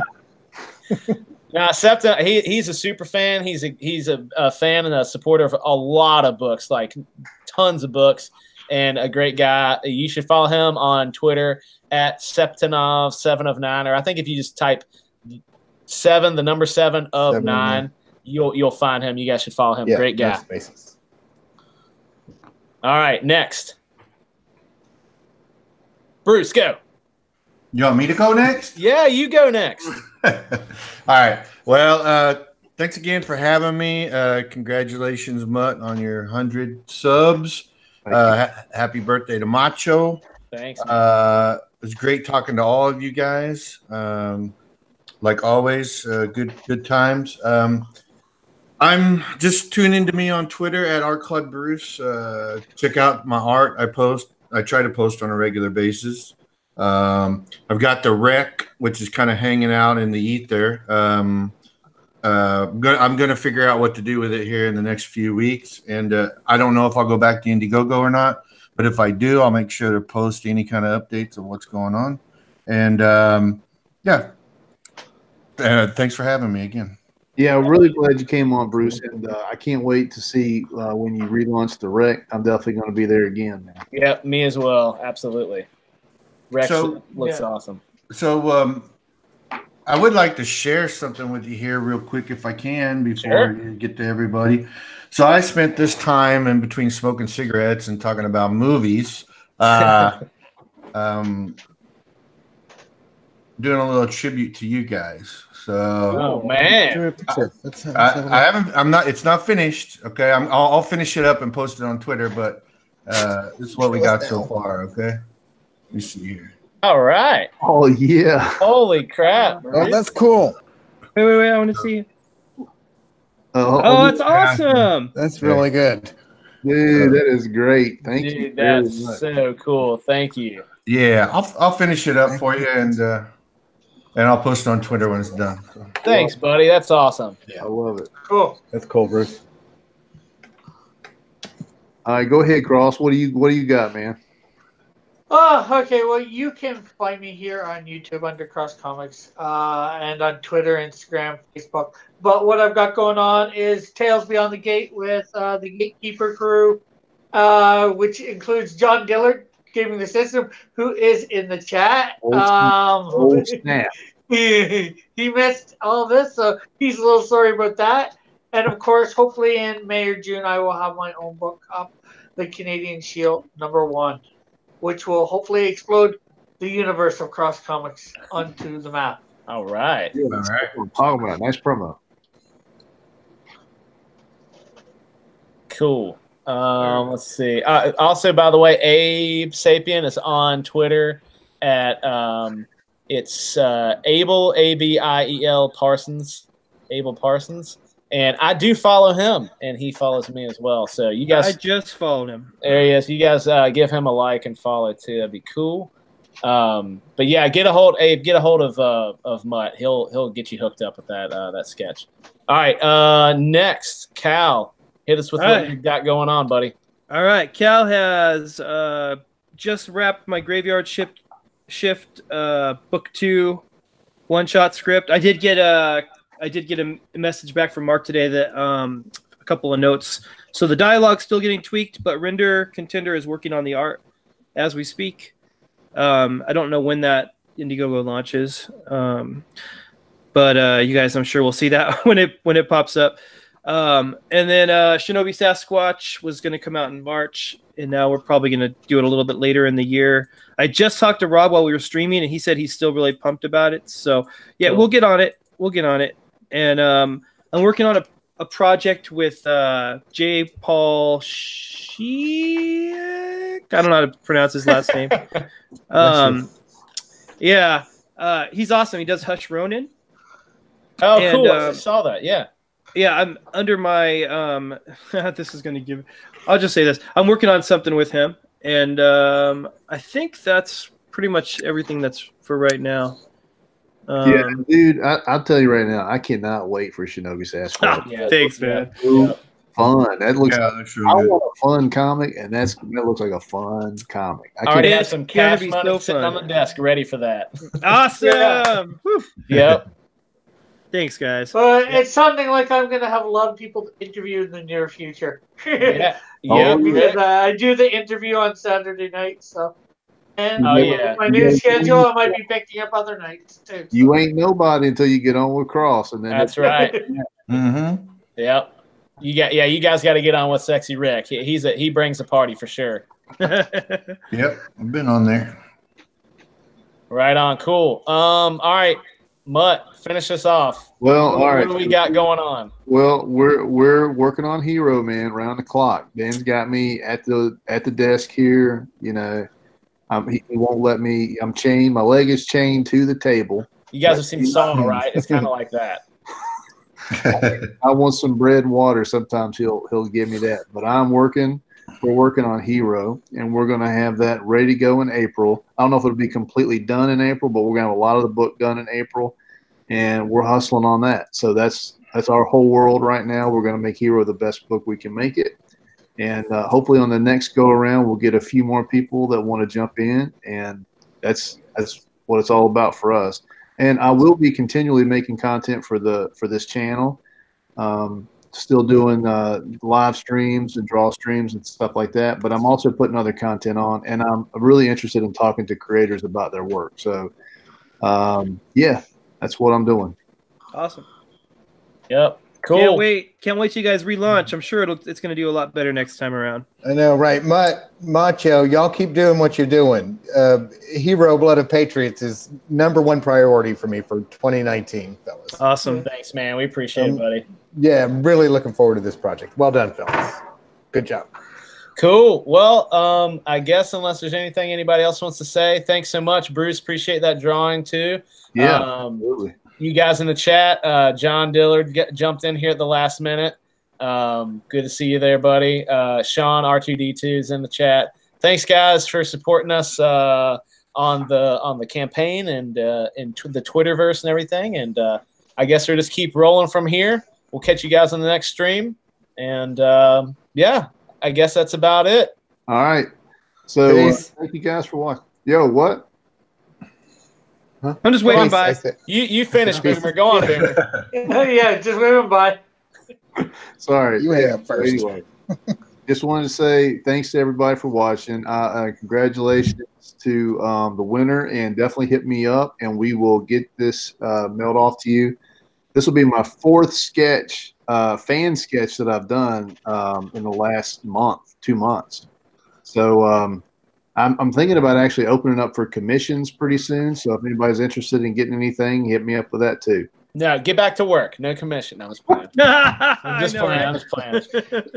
I just want to say one thing before we're gone. Thanks, Tiger Cat, for subscribing. Yeah, man. Absolutely. Oh, yeah.